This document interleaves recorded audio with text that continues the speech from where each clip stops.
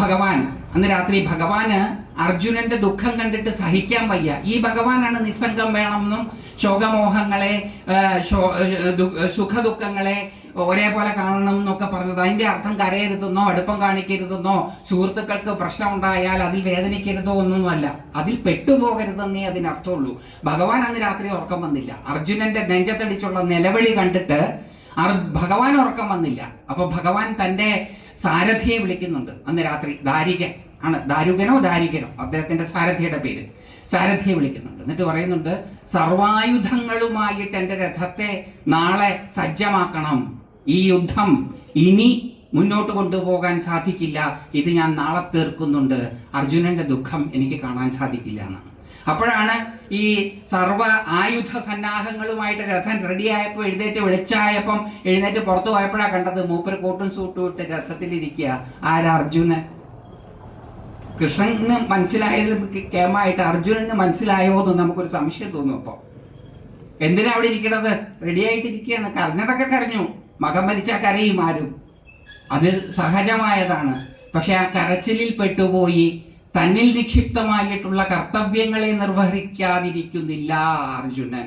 കരയേണ്ടിടത്ത് കരയണം, ചിരിക്കേണ്ടിടത്ത് ചിരിക്കണം, ചെയ്യേണ്ട സമയത്ത് ചെയ്യണം. അതിന് ഹൃദയവികാരങ്ങളൊന്നും തടസ്സമാകരുത്. ഈ ഭഗവാനും അതാ ചെയ്തത്. ഭഗവാൻ ഭീഷ്മരോട് പറഞ്ഞിരുന്നു, ഞാൻ ആയുധം എടുക്കുകയല്ലെന്ന്.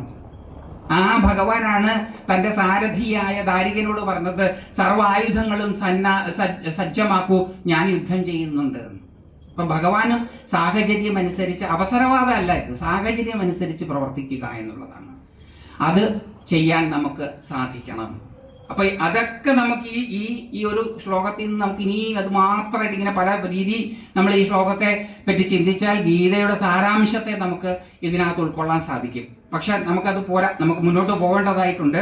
ഇത് കേട്ട് കഴിഞ്ഞപ്പം അർജുനൻ എന്താ പറഞ്ഞത് നമുക്ക് നോക്കാം. കുതസ്ത്വാകശ്മലമിതം വിഷമേ സമുപസ്ഥിതം അനാര്യജുഷ്ടം അസ്വർഗ്യം അകീർത്തികരം അർജുന മാ ക്ലൈബ്യം ഗച്ഛ കൗന്ദേയ നൈതത്വയുപപദ്യതേ ക്ഷുദ്രം ഹൃദയ ദൗർബല്യം ത്യക്ത ഉത്തിഷ്ഠ പരന്തപ. അർജുന ഉവാചാണ്. അർജുനൻ ഇതൊന്നും കേട്ട പോലെയില്ല. ഭഗവാൻ രോഷാകുലനായി പറഞ്ഞതും ഇത് നിനക്ക് ചേർന്നതല്ല എൻ്റെ അർജുന എന്ന് പറഞ്ഞതും ഒന്നും അർജുനൻ കേട്ടിട്ടില്ല. ആരെപ്പോലെ? നമ്മളെ പോലെ വികാരാവേശത്തിൽ നിൽക്കുന്ന സമയത്ത് വിചാരം കേട്ടാൽ അതിനൊരു ഗുണവും ഉണ്ടാവില്ല. അതുകൊണ്ടാണ് നമ്മുടെ ആ ചൊല്ലുള്ളത്, വെട്ടാൻ വരുന്ന പോത്തിനോട് വേദമോതിയിട്ട് കാര്യമില്ല. ഇവിടെ അതാണ് അർജുനന്റെ അവസ്ഥ. അർജുനൻ ഇത്രയും പറഞ്ഞു കഴിഞ്ഞപ്പം എന്താ കൃഷ്ണ പറഞ്ഞത് എനിക്ക് മനസ്സിലായില്ല എന്നല്ല അർജുനൻ പറയണത്. അർജുനൻ പറയുകയാണ്, കഥം ഭീഷ്മമഹം സംഖ്യേ ദ്രോണം ച മധുസൂദന ഇഷുഭി പ്രതിയോത്സ്യാമി പൂജാർഹാ അരിസൂദന. പൂജിക്കപ്പെടേണ്ടവരാണ് ഈ ഭീഷ്മരും ദ്രോണരും ഒക്കെ. അവർ ആചാര്യന്മാര്, പിതാമഹനാണ്. ഇവരൊക്കെ പൂജനീയരാണ്. ഈ പൂജനീയരായവരെ ഇഷുഭി ശരങ്ങളെ കൊണ്ട് പ്രതിയോത്സ്യാമി, ഞാൻ എങ്ങനെയാണ് നേരിടുക? അതിന് മുമ്പ് ഇതൊന്നും തോന്നിയില്ലല്ലോ. ഈ നടുക്കോട്ട് രഥം കൊണ്ടുപോയി നിർത്താൻ പറഞ്ഞതിന് തൊട്ട് മുമ്പ് ഇദ്ദേഹം എന്താ പറഞ്ഞത്? യോദ്ധാക്കളെ കാണട്ടെ എന്നാണ്. പെട്ടെന്നാണ് മമത ഉണർന്നത്. ആ മമതയാണ് പറയണത്. ഇപ്പം ഫിലോസോഫിക്കലാവുകയാണ്. താൻ ഒരു തീരുമാനം എടുത്തു, ഇനി ആ തീരുമാനത്തെ ന്യായീകരിക്കണം. അപ്പൊ പറയാണ്, ഇവരൊക്കെ പൂജാർഹരാണ്, ഇവരെയൊക്കെ പുഷ്പങ്ങൾ കൊണ്ടാണ് ആരാധിക്കേണ്ടത്. ഇവരെ എങ്ങനെയാണ് ഞാൻ ശരങ്ങളെ കൊണ്ട് നേരിടുക? കഥം ഭീഷ്മമഹം സംഖ്യേ ദ്രോണം ച മധുസൂദനം. എങ്ങനെയാണ് അല്ലയോ മധുസൂദന സംഖ്യേ യുദ്ധത്തിൽ ഞാൻ ഭീഷ്മരെയും ദ്രോണരെയും ഇഷുഭി പ്രതിയോത്സ്യാമി. ഇഷു എന്ന് പറഞ്ഞ ശരങ്ങളെ കൊണ്ട് ഞാൻ എങ്ങനെയാണ് അവരെ നേരിടുക? പൂജാർഹ വരിസൂദന. അവര് പൂജാർഹരാണ്, പുഷ്പാർച്ചനയാണ് അവര് അർഹിക്കുന്നത്, ശരാർച്ചനയല്ല. അരിസൂദന എന്ന വാക്ക് ഇതൊരു കുത്തുവാക്ക. അരിസൂദന എന്ന് പറഞ്ഞ ശത്രുക്കളെ ഇല്ലാതാക്കുന്നവൻ. നിനക്കിതൊരു രസമാണ്, നിനക്ക് പണ്ടേ രസമായത്. ഇനി കുറച്ച് കഴിഞ്ഞാൽ ഗാന്ധാരി പറയുന്നത് തന്നെ. കൊല്ലിക്ക മുഴുവൻ എനിക്കിപ്പോൾ ഓർമ്മയില്ല. കൊല്ലിക്ക എന്നതോ നിനക്ക് രസമിടോ എന്ന് ഗാന്ധാരിയും പറയും, മുഴുവൻ പേരും മരിച്ചു കിടക്കുന്ന യുദ്ധക്കളത്തിൽ വെച്ച് കൃഷ്ണനെ കണ്ടുമുട്ടുമ്പോൾ അങ്ങനെ കൊല്ലിക്കുക എന്നുള്ളത് നിനക്കൊരു രസമല്ലേ എന്ന് ഗാന്ധാരി ചോദിക്കുമ്പം കൃഷ്ണന്റെ വിശ്വപ്രസിദ്ധമായിട്ടുള്ളൊരു ചിരിയുണ്ട്. ആ ചിരി വളരെ പ്രധാനപ്പെട്ടതാണ്. ആ ചിരിയുടെ അർത്ഥം എന്താണെന്നുള്ളതാണ് ചോദ്യം. ദുഃഖാർത്തരായിട്ടാണ് സ്ത്രീജനങ്ങൾ അവിടെ നിൽക്കുന്നത്. ഓരോ ശവശരീരങ്ങൾ കാണുമ്പോഴും അത് ശത്രുപക്ഷത്തുള്ളവരാണെങ്കിലും സ്വജനപക്ഷത്തുള്ളവരാണെങ്കിലും തൻ്റെ ആരെങ്കിലും ആയിരിക്കും. ആ ഓരോരുത്തരെയും ബന്ധം പറഞ്ഞ് നിലവിളിക്കുക. അങ്ങനെ നിലവിളിച്ച് കണ്ട് ഇരിക്കുന്ന സമയത്താണ് ഈ കൃഷ്ണൻ വരുമ്പോഴാണ് ഗാന്ധാരി തൻ്റെ രോഷം മുഴുവൻ കൃഷ്ണനോട് തീർക്കുന്നത്. അപ്പൊ കൃഷ്ണൻ ഒരു ചിരി ചിരിക്കുന്നുണ്ട്. അല്ല, അപ്പോഴല്ല ചിരിക്കുന്നത്. കൊല്ലിക്കുക എന്നത് നിനക്കൊരു രസമിടുമെന്ന് പറഞ്ഞു കഴിഞ്ഞിട്ട് കൃഷ്ണനോട് പറയുകയാണ്, നിന്റെ വംശവും ഇതേപോലെ തമ്മിൽ തല്ലി ഇല്ലാതെയാകും. അപ്പോഴാണ് കൃഷ്ണൻ ചിരിക്കുന്നത്.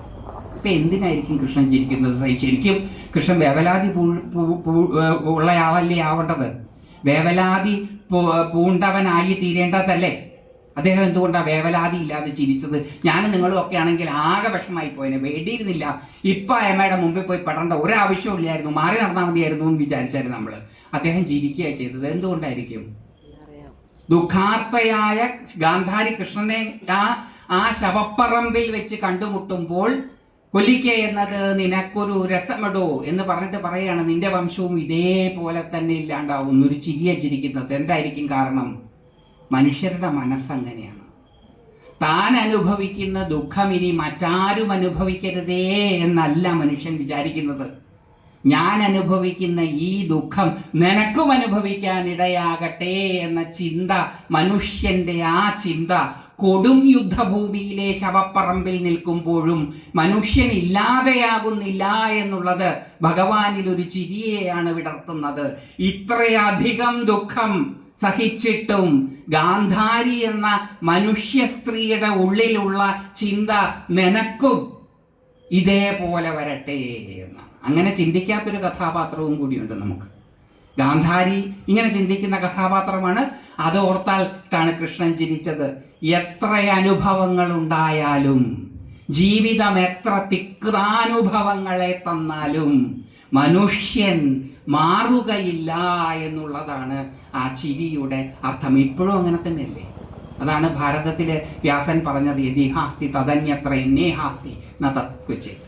മറ്റൊരു കഥാപാത്രമുണ്ട് ഇങ്ങനെ അല്ലാതെ ചിന്തിക്കുന്നത്. അതാണ് പുരാണ ഇതിഹാസങ്ങളുടെ മഹത്വം. ശ്രീരാമചന്ദ്രസ്വാമി പട്ടാഭിഷിക്തനായി ശ്രീരാമചന്ദ്രസ്വാമി എല്ലാവരോടും നന്ദിയൊക്കെ പറഞ്ഞിട്ട് ഹനുമാനോട് നന്ദി പറയുകയാണ്. നിന്നോട് ഞാൻ ഏറ്റവും അധികം നന്ദിയുള്ള, ശരിക്കും ഹനുമാൻ കാരണമാണ് സീതയെ തിരിച്ചു കിട്ടുന്നത്. എന്നിട്ട് എനിക്കത് പറയുമ്പോൾ തന്നെ രോമാഞ്ചം ഉണ്ടാകുന്നു. ഇടയ്ക്കിടയ്ക്ക് രോമാഞ്ചം ഉണ്ടാകും. പുരാണ ഇതിഹാസങ്ങൾ വായിച്ചു കഴിഞ്ഞാൽ അതിനെപ്പറ്റി ചിന്തിച്ചാൽ നമ്മൾ രോമാഞ്ചമുള്ളവരായിത്തീരും. ഇത് എത്ര പ്രാവശ്യം ഞാൻ പറഞ്ഞിട്ടുള്ളത് ഈ കഥകൾ. അദ്ദേഹം പറയുകയാണ്, നിന്നോട് എനിക്ക് വളരെയധികം നന്ദിയുണ്ട് അല്ലയോ ഹനുമാനെ, നിനക്കൊരിക്കലും എൻ്റെ ഒരു സഹായം വേണ്ടി വരുന്ന അവസ്ഥ ഉണ്ടാകാതിരിക്കട്ടെ എന്ന്. നമുക്ക് കേൾക്കുമ്പോൾ പെട്ടെന്ന് തോന്നും അത് കുഴപ്പമൊന്നുമില്ലല്ലോ. അങ്ങനെയല്ല. ഞാൻ ഒരു ഗതിയും ഇല്ലാതെ കുറച്ച് കാശിന് ആവശ്യം വരികയാണ്. എന്നിട്ട് ഞാൻ നിങ്ങളുടെ അടുത്ത് വരികയാണ്, കുറച്ച് പൈസ തരണം, ഇത്ര രൂപ തരണം. എന്നിട്ട് നിങ്ങൾ തരാൻ ഇങ്ങനെ മടിക്കുമ്പോൾ ഞാനത് നിങ്ങളുടെ കയ്യിൽ നിന്ന് കിട്ടിക്കാത്തക്ക വിധത്തിൽ എൻ്റെ ദൈന്യതയൊക്കെ ഒന്ന് പറഞ്ഞ് നിങ്ങൾ എനിക്ക് പൈസ തരുമ്പോൾ ഞാൻ നിങ്ങളോട് പറയും, നിങ്ങൾക്ക് ഇതുപോലെ എന്തെങ്കിലും ആവശ്യമുണ്ടെങ്കിൽ ഞാനിത് നിങ്ങൾക്ക് തിരിച്ചു തരാമെന്ന് പറഞ്ഞാൽ എന്താ അർത്ഥം എന്നറിയോ? ഇതുപോലൊരു ഗതിയും പരഗതിയും ഇല്ലാതെ എൻ്റെ മുമ്പിൽ നിന്ന് നിങ്ങൾ ഇറക്കുന്ന സമയത്ത് ഞാൻ ഇതേപോലെ നിങ്ങളെ സഹായിക്കാം. നേരെ മറിച്ചിട്ട് ഭഗവാൻ എന്താ പറഞ്ഞത്? എൻ്റെ സഹായം നിനക്ക് ആവശ്യമുണ്ടാകുന്ന ഒരു ഘട്ടവും നിന്റെ ജീവിതത്തിൽ ഉണ്ടാകാതിരിക്കട്ടെ. ഇത്ര ഉദാത്ത ഈ രണ്ട് കഥാപാത്രങ്ങളാണ്. ഇവരൊക്കെ ശരിക്കും ഉള്ളതാണോ? ശ്രീരാമചന്ദ്രസ്വാമി ശരിക്കും ഉള്ള ആളാണോ? ഗാന്ധാരി ശരിക്കും ഉള്ള ആളാണോ? ശ്രീകൃഷ്ണ പരമാത്മാവ് ശരിക്കും ഉള്ള ആളാണോ എന്നൊന്നും എനിക്കറിയില്ല. എന്നെ സംബന്ധിച്ചിടത്തോളം അവർ ശരിക്കും ഉള്ളവരാണെങ്കിലും ശരി, ഇല്ലാത്തവരാണെങ്കിലും ശരി, ഒരു വ്യത്യാസവുമില്ല. അവർ ആരാധ്യരാണ്, ശ്രേഷ്ഠരാണ്, അനുകരണീയരാണ്. ശ്രീരാമനുണ്ടോ ഇല്ല അതിനൊന്നും വാളെടുക്കാൻ ഞാൻ തയ്യാറല്ല. ഇല്ലെങ്കിൽ ഇല്ല, ഉണ്ടെങ്കിലുണ്ട്, അത്രേ ഉള്ളൂ. ശ്രീരാമചന്ദ്രസ്വാമി ജനിച്ചിട്ടേ ഇല്ല, ജീവിച്ചിട്ടേ ഇല്ല, അതുകൊണ്ടൊന്നും കുഴപ്പമില്ല. രാമായണത്തിലെ കഥാപാത്രം ശാശ്വതനായി തന്നെ നിൽക്കും. അതുകൊണ്ട് അതിനൊക്കെ എടുക്കാൻ പോകുന്ന സമയത്ത് ഇവർ കാണിച്ച മാതൃക സ്വന്തം ജീവിതത്തിൽ പകർത്തിയാൽ ജീവിതം വാളെടുക്കുന്നതിനേക്കാൾ ധന്യമാകുമെന്ന കാര്യത്തിന് ഒരു സംശയവും വേണ്ട. ഇപ്പൊ ശ്രീരാമചന്ദ്രസ്വാമി ഒരു ഉദാഹരണം കാണിച്ചു തരികയാണ്, ഗാന്ധാരി മറ്റൊരു ഉദാഹരണം കാണിച്ചു തരികയാണ്, ശ്രീകൃഷ്ണൻ ചിരിയിലൂടെ ഇനിയൊരു ഉദാഹരണം കാണിച്ചു തരികയാണ്. മനുഷ്യ മനസ്സിന്റെ ഒരു ഒരു ഒരു ഒരു പ്രത്യേകത. ശ്രീരാമൻ അതുകൊണ്ടാണ് വാഴ്ത്തപ്പെട്ടവനും ഈശ്വരനുമാകുന്നത്.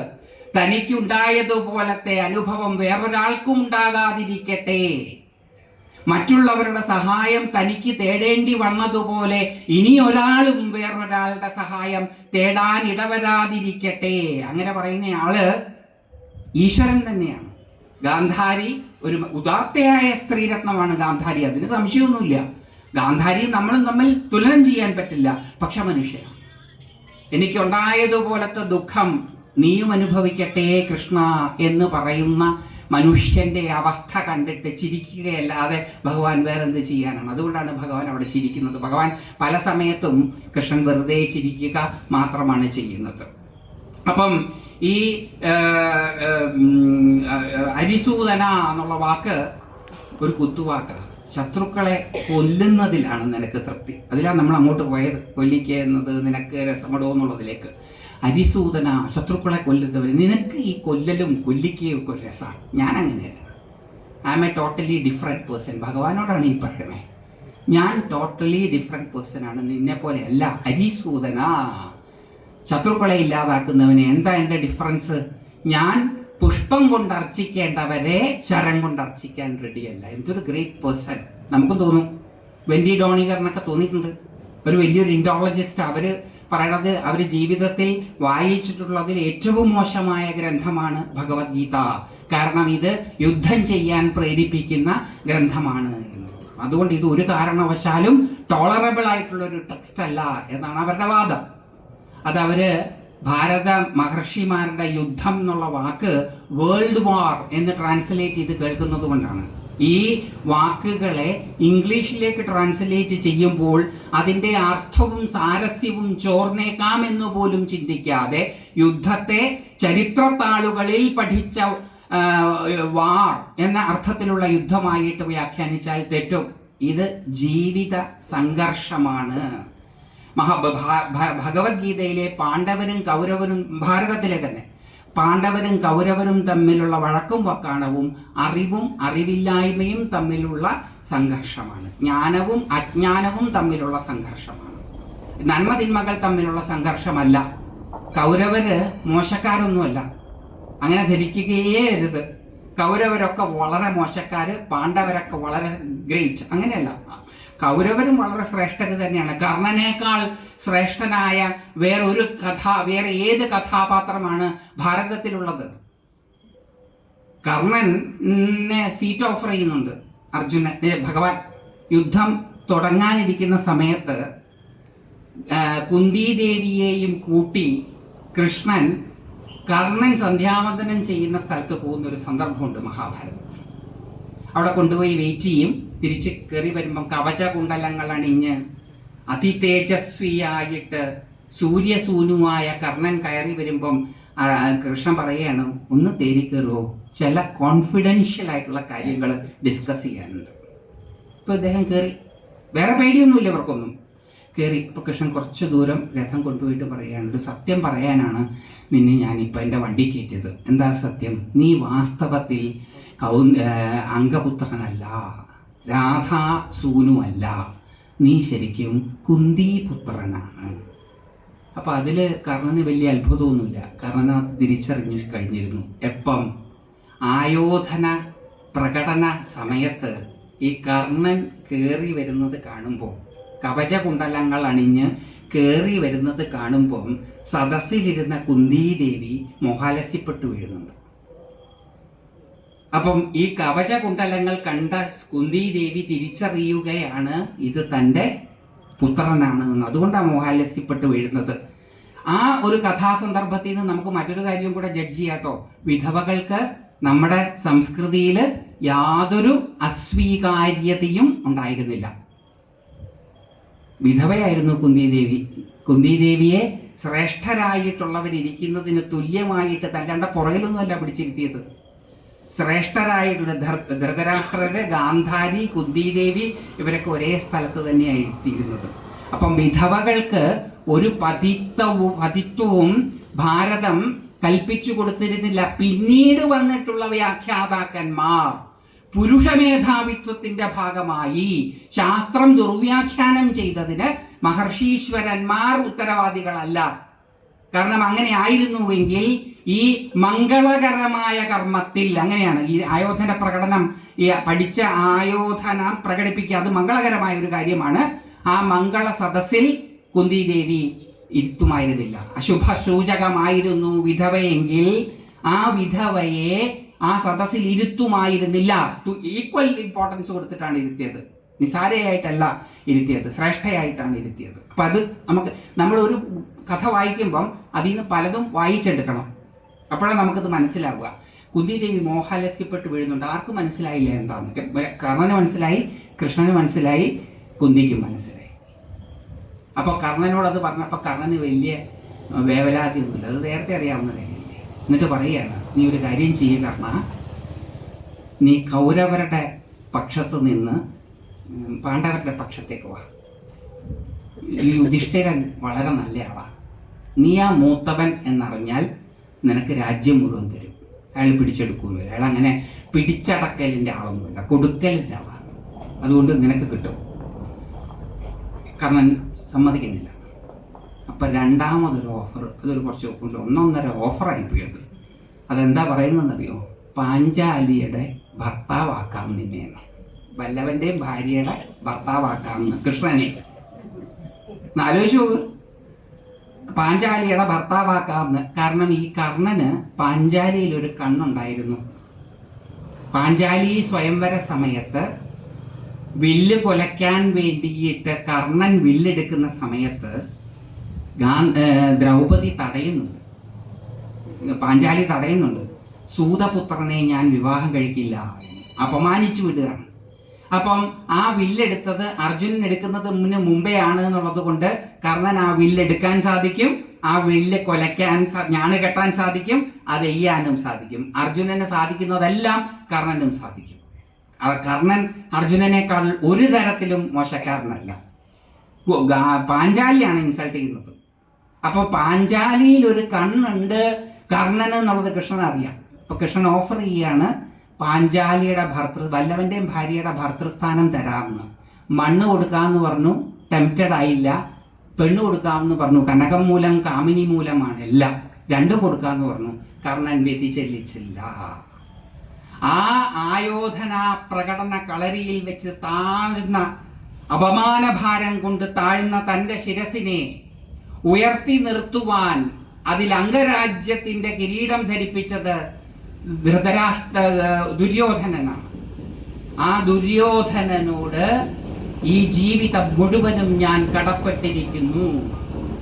അതുകൊണ്ട് ഇത് രണ്ടും ഞാൻ സ്വീകരിക്കുകയില്ല. അമ്മയ്ക്ക് ഞാനൊരു വാക്ക് തരാം, അമ്മയ്ക്ക് എന്നും 5 മക്കളുണ്ടാകും. ഗംഭീരമായിട്ടുള്ള പറച്ചിൽ. ഞാൻ നിങ്ങളുമായിരുന്നു കർണന്റെ സ്ഥാനത്തെങ്കിലും. അങ്ങനെ നമ്മൾ കമ്പയർ ചെയ്ത് നോക്കണം. ഈ ഓരോ കഥാപാത്രത്തിന്റെ ഇതൊരു സന്ദിഗ്ധ ഘട്ടമാണ്. ഒരാളുടെ ജീവിതത്തിലെ വളരെ വൈകാരികമായിട്ടുള്ള സന്ദിഗ്ധ ഘട്ടമാണിത്. ഈ സന്ദിഗ്ധ ഘട്ടത്തിൽ കൃത്യമായ തീരുമാനമാണ് കർണൻ എടുത്തത് എന്നുള്ളത് കൊണ്ട് കർണൻ ആരാധ്യനാണ്. രാജസദസ്സിൽ വസ്ത്രാക്ഷേപം ഒറ്റ വസ്ത്രധാരിണിയായ പാഞ്ചാലിയെ മുടിക്കുത്തിനു പിടിച്ചെഴച്ചു കൊണ്ടുവന്നപ്പോൾ തുടക്കടിച്ചു എന്നുള്ളത് ഒരു വലിയ കുറ്റമല്ല. അത്രയ്ക്ക് ആക്ഷേപവും അധിക്ഷേപവുമാണ് ഈ പാഞ്ചാലി കർണനോട് ചെയ്തിട്ടുള്ളത്. തരം കിട്ടുമ്പോഴെല്ലാം ജാതി പറഞ്ഞിട്ടാണ് ആക്ഷേപിച്ചത്. അപ്പോൾ അദ്ദേഹം തുടക്കടിച്ചുവെങ്കിൽ അതിൽ വലിയ അധർമ്മമൊന്നും കാണാൻ സാധിക്കില്ല. ആരായാലും ചെയ്തു പോകും. ഞാനാണെങ്കിൽ 2 പ്രാവശ്യം ചെയ്തേനെ. കർണൻ അത്രയല്ലേ ചെയ്തുള്ളൂ. കർണന്റെ ധാർമ്മികത നമുക്ക് മനസ്സിലാകുന്നത് മണ്ണും പെണ്ണും കിട്ടുമെന്നറിഞ്ഞിട്ടും താൻ ഏറ്റെടുത്ത്. അർജുനന്റെ മറ്റൊരു പതിപ്പാണ്, അദ്ദേഹം സമ്മതിച്ചില്ല. അന്ന് അദ്ദേഹം അത് സമ്മതിക്കാതിരുന്നത് കൊണ്ടാണ് അദ്ദേഹത്തിന് മരിക്കാൻ ഇടവന്നത്. താൻ മരിക്കും യുദ്ധത്തിൽ എന്ന് കൃത്യമായിട്ടറിയാം കർണന്. കാരണം കൃഷ്ണൻ എവിടെയാണോ അവിടെയേ ജയമുണ്ടാവുകയുള്ളൂ എന്നറിയാവുന്ന കർണൻ തൻ്റെ ജീവിതത്തെക്കാൾ താൻ ഏറ്റെടുത്തിരിക്കുന്ന ധർമ്മപന്ഥാവിന് വില കൊടുത്തു എന്നുള്ളതുകൊണ്ട്. അതുകൊണ്ട് ദുര്യോധനരുടെ പക്ഷത്തുള്ളവരെല്ലാം മോശക്കാരാണ് എന്ന് ധരിക്കരുത്. അവരെല്ലാം ശ്രേഷ്ഠരാണ്. ദുര്യോധനനെ പറ്റിയ ഒരു കഥ ഭാരതത്തിൽ ഇല്ല എങ്കിലും പ്രചരിക്കുന്ന ഒരു കഥയുണ്ട്. ഒരിക്കൽ അദ്ദേഹം കൊട്ടാരത്തിന്റെ മട്ടുപ്പാവിൽ നിൽക്കുന്ന സമയത്ത് ഒരു ബ്രാഹ്മണൻ വീട്ടിന്റെ മുമ്പിൽ കൂടെ അലഞ്ഞു തിരിഞ്ഞ് നടക്കുകയാണ്. അദ്ദേഹത്തിനോട് ചോദിച്ചു, എന്താ വേണ്ടതെന്ന്. ഹോമത്തിനും വീട്ടിൽ അടുപ്പ് കത്തിക്കാനും വിറകില്ല, മഴക്കാലാണ്, വിറകില്ല, എന്താ ചെയ്യേണ്ടതെന്ന് അറിയാതെ വന്നപ്പോൾ കൊട്ടാരത്തിലെ മരം പൊളിച്ച് കൊടുത്ത ആളാണ് ദുര്യോധനൻ. ദുര്യോധനൻ മോശക്കാരനല്ല, കർണൻ മോശക്കാരനല്ല, അതിൽ ആരും മോശക്കാരനല്ല. ദ്രൗപദിയുടെ തലക്കുത്തിന് പിടിച്ച് വലിച്ചിഴച്ചു കൊണ്ടുവന്നു എന്ന് പറഞ്ഞാൽ ദ്രൗപദി അതുപോലെ ഇവരെ കളിയാക്കിയിട്ടുമുണ്ട്. രാജസൂയം കഴിഞ്ഞ് കൊട്ടാരത്തിലേക്ക് പ്രവേശിക്കുന്ന സമയത്ത് കളിയാക്കി ചിരിച്ചത് വേറെ ആരുമല്ല, ഈ ദ്രൗപദിയാണ്. അപ്പൊ അതുകൊണ്ട് ഇവരാരും മോശക്കാരാണെന്ന് പറയാൻ പറ്റില്ല. അതുകൊണ്ട് ഇത് നന്മ തിന്മകളുടെ യുദ്ധമല്ല, ശരി തെറ്റുകളുടെ യുദ്ധമല്ല. ഇത് അറിവും അറിവില്ലായ്മയും തമ്മിലുള്ള യുദ്ധമാണ്. ജ്ഞാന അജ്ഞാന സംഘർഷമാണ് മഹാഭാരതത്തിൽ നടക്കുന്നത്. നമ്മുടെ ഓരോരുത്തരുടെ ഉള്ളിലും നടക്കുന്നത്. നമ്മുടെ ഓരോരുത്തരുടെ ഉള്ളിൽ നടക്കുന്ന യുദ്ധത്തിന്റെ ബാഹ്യ പ്രകടനം മാത്രമാണ് ഭാരതവും ഗീതയും. അതുകൊണ്ട് ഇത് വേൾഡ് വാർ, ഹിറ്റ്ലറും മറ്റും ഉണ്ടാക്കിയതുപോലത്തെ ഒരു യുദ്ധമല്ല. വെൻഡി ഡോണിഗർ ധരിച്ചിരിക്കുന്നത് പോലത്തെ ഒരു യുദ്ധമല്ല. ഇതൊരു സ്പിരിച്വൽ വാർഫെയർ ആണ്. അതുകൊണ്ട് ഈ പുസ്തകം എല്ലാവരും വായിക്കണം, എല്ലാവരും മനസ്സിലാക്കണം. ഭാരതീയ സംസ്കൃതിയുടെ മഹത്വമാണത്. അപ്പോൾ ഇദ്ദേഹം തുടരുകയാണ്. കഥം ഭീഷ്മമഹം സംഖ്യേ ദ്രോണം ച മധുസൂദന ഇഷുഭി പ്രതിയോത്സ്യാമി പൂജാർഹാ വരിസൂദന ഗുരൂന ഹത്വാ ഹി മഹാനുഭാവാത് ശ്രേയച്ഛർത്തും ഭൈക്ഷ്യമപീഹ ലോകേ നതു അർത്ഥകാമസ്തു ഗുരൂന്നിഹത്യ ഭുഞ്ജീയ ഭോഗാൻ രുധിരപ്രതിഗ്ധാൻ. പ്രചാരത്തിലുള്ള ഗീതയിൽ നിന്ന് കുറച്ച് വ്യത്യസ്തമാണ് ഈ ശ്ലോകം. ഇത് പെട്ടെന്ന് അനുഷ്ടുപ്പിൽ നിന്ന് തൃഷ്ടുപ്പിലേക്ക് മാറുകയാണ്. തൃഷ്ടുപ്പ് ക്ഷത്രിയ വൃത്തമാണ്. ഗംഭീരമായിട്ടുള്ള ചില ആശയങ്ങൾ പറയാൻ നേരത്ത് ഗീതാകാരൻ അനുഷ്ടുപ്പിൽ നിന്ന് തൃഷ്ടുപ്പിലേക്ക് മാറും. ഇനി അങ്ങോട്ടും കാണും നമ്മളിത്. തൃഷ്ടുപ്പിലേക്ക് മാറും.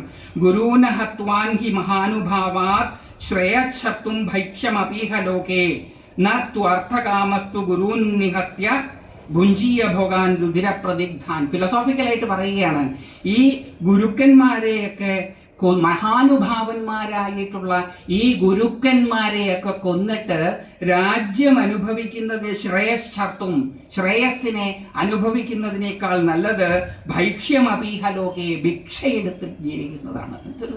എന്തൊരു ഗംഭീരാശയം നമുക്ക് തോന്നിപ്പോവും. കറക്റ്റല്ലേ ഗിരി പറയണത്?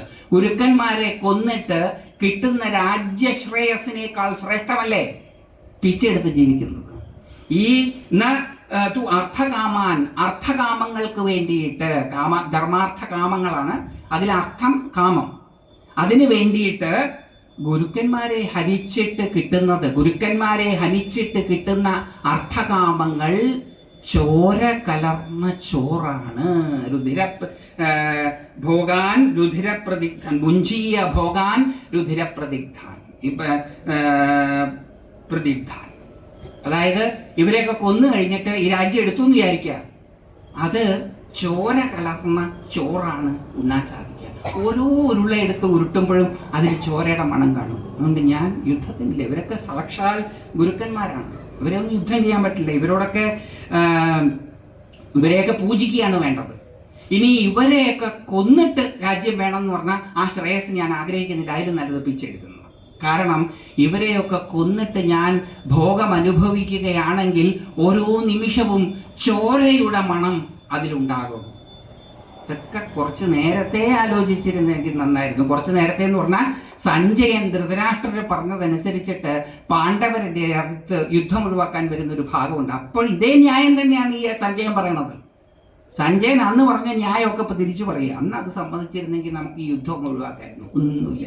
പിച്ചെടുക്കുക. 5 ഗ്രാമം ചോദിച്ചിട്ട് കൊടുത്തില്ല, സൂചി കുത്താൻ ഇടം കൊടുക്കില്ല എന്ന് പറഞ്ഞപ്പോഴാണ് പിച്ചയൊന്നും എടുക്കുകയില്ല, ഇവരെ തട്ടാന്ന് പറഞ്ഞത്. ഇപ്പൊ പറയണത് തട്ടാനൊന്നും പറ്റില്ല, പിച്ചെടുക്കുന്നതാണ് നല്ലത്. കുറച്ച് എല്ലാവരും ഒരുങ്ങി കെട്ടി വേഷം കെട്ടി യുദ്ധക്കളത്തിൽ വന്നപ്പോൾ മൂപ്പര് പറയുകയാണേ, ഞാനില്ല നാടകത്തിന്. ഈ സാധനം പുറത്തേക്ക് പോയാൽ യുദ്ധം തോറ്റു പോകും.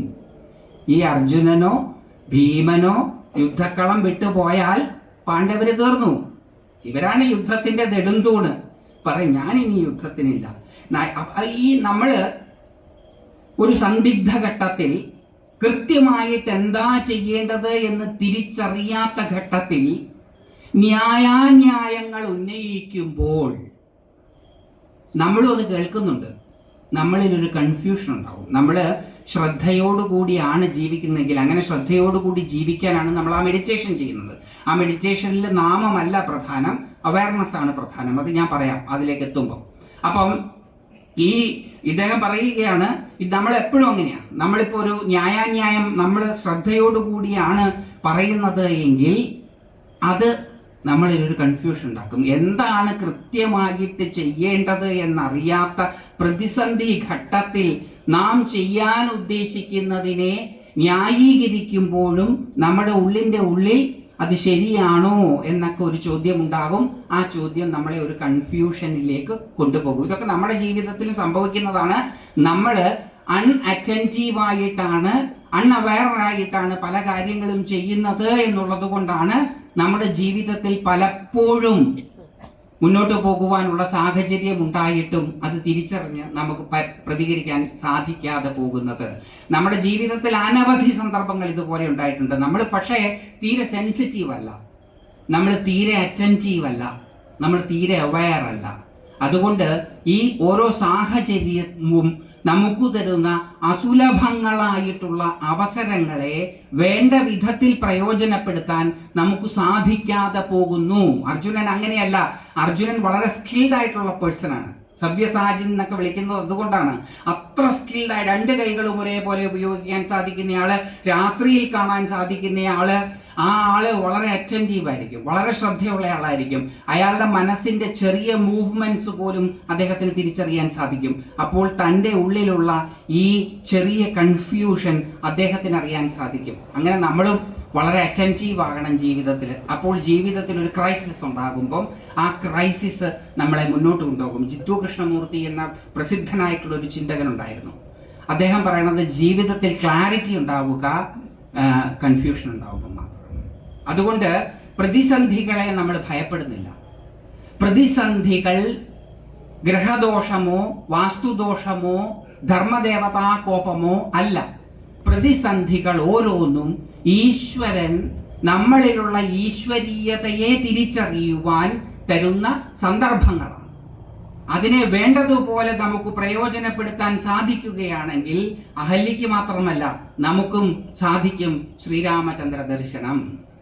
പക്ഷെ നമുക്ക് ഈ പ്രതിസന്ധി വരുമ്പം അതിനെ അഭിമുഖീകരിക്കുവാനുള്ള ഒരു ആത്മവിശ്വാസമില്ല, ധൈര്യമില്ല. അപ്പൊ നമ്മൾ ഓടുകയാണ് അതിൻ്റെ പരിഹാരങ്ങൾ തേടി. അത് എന്താ എൻ്റെ ജീവിതത്തിൽ ഇങ്ങനെ ഉണ്ടായത്?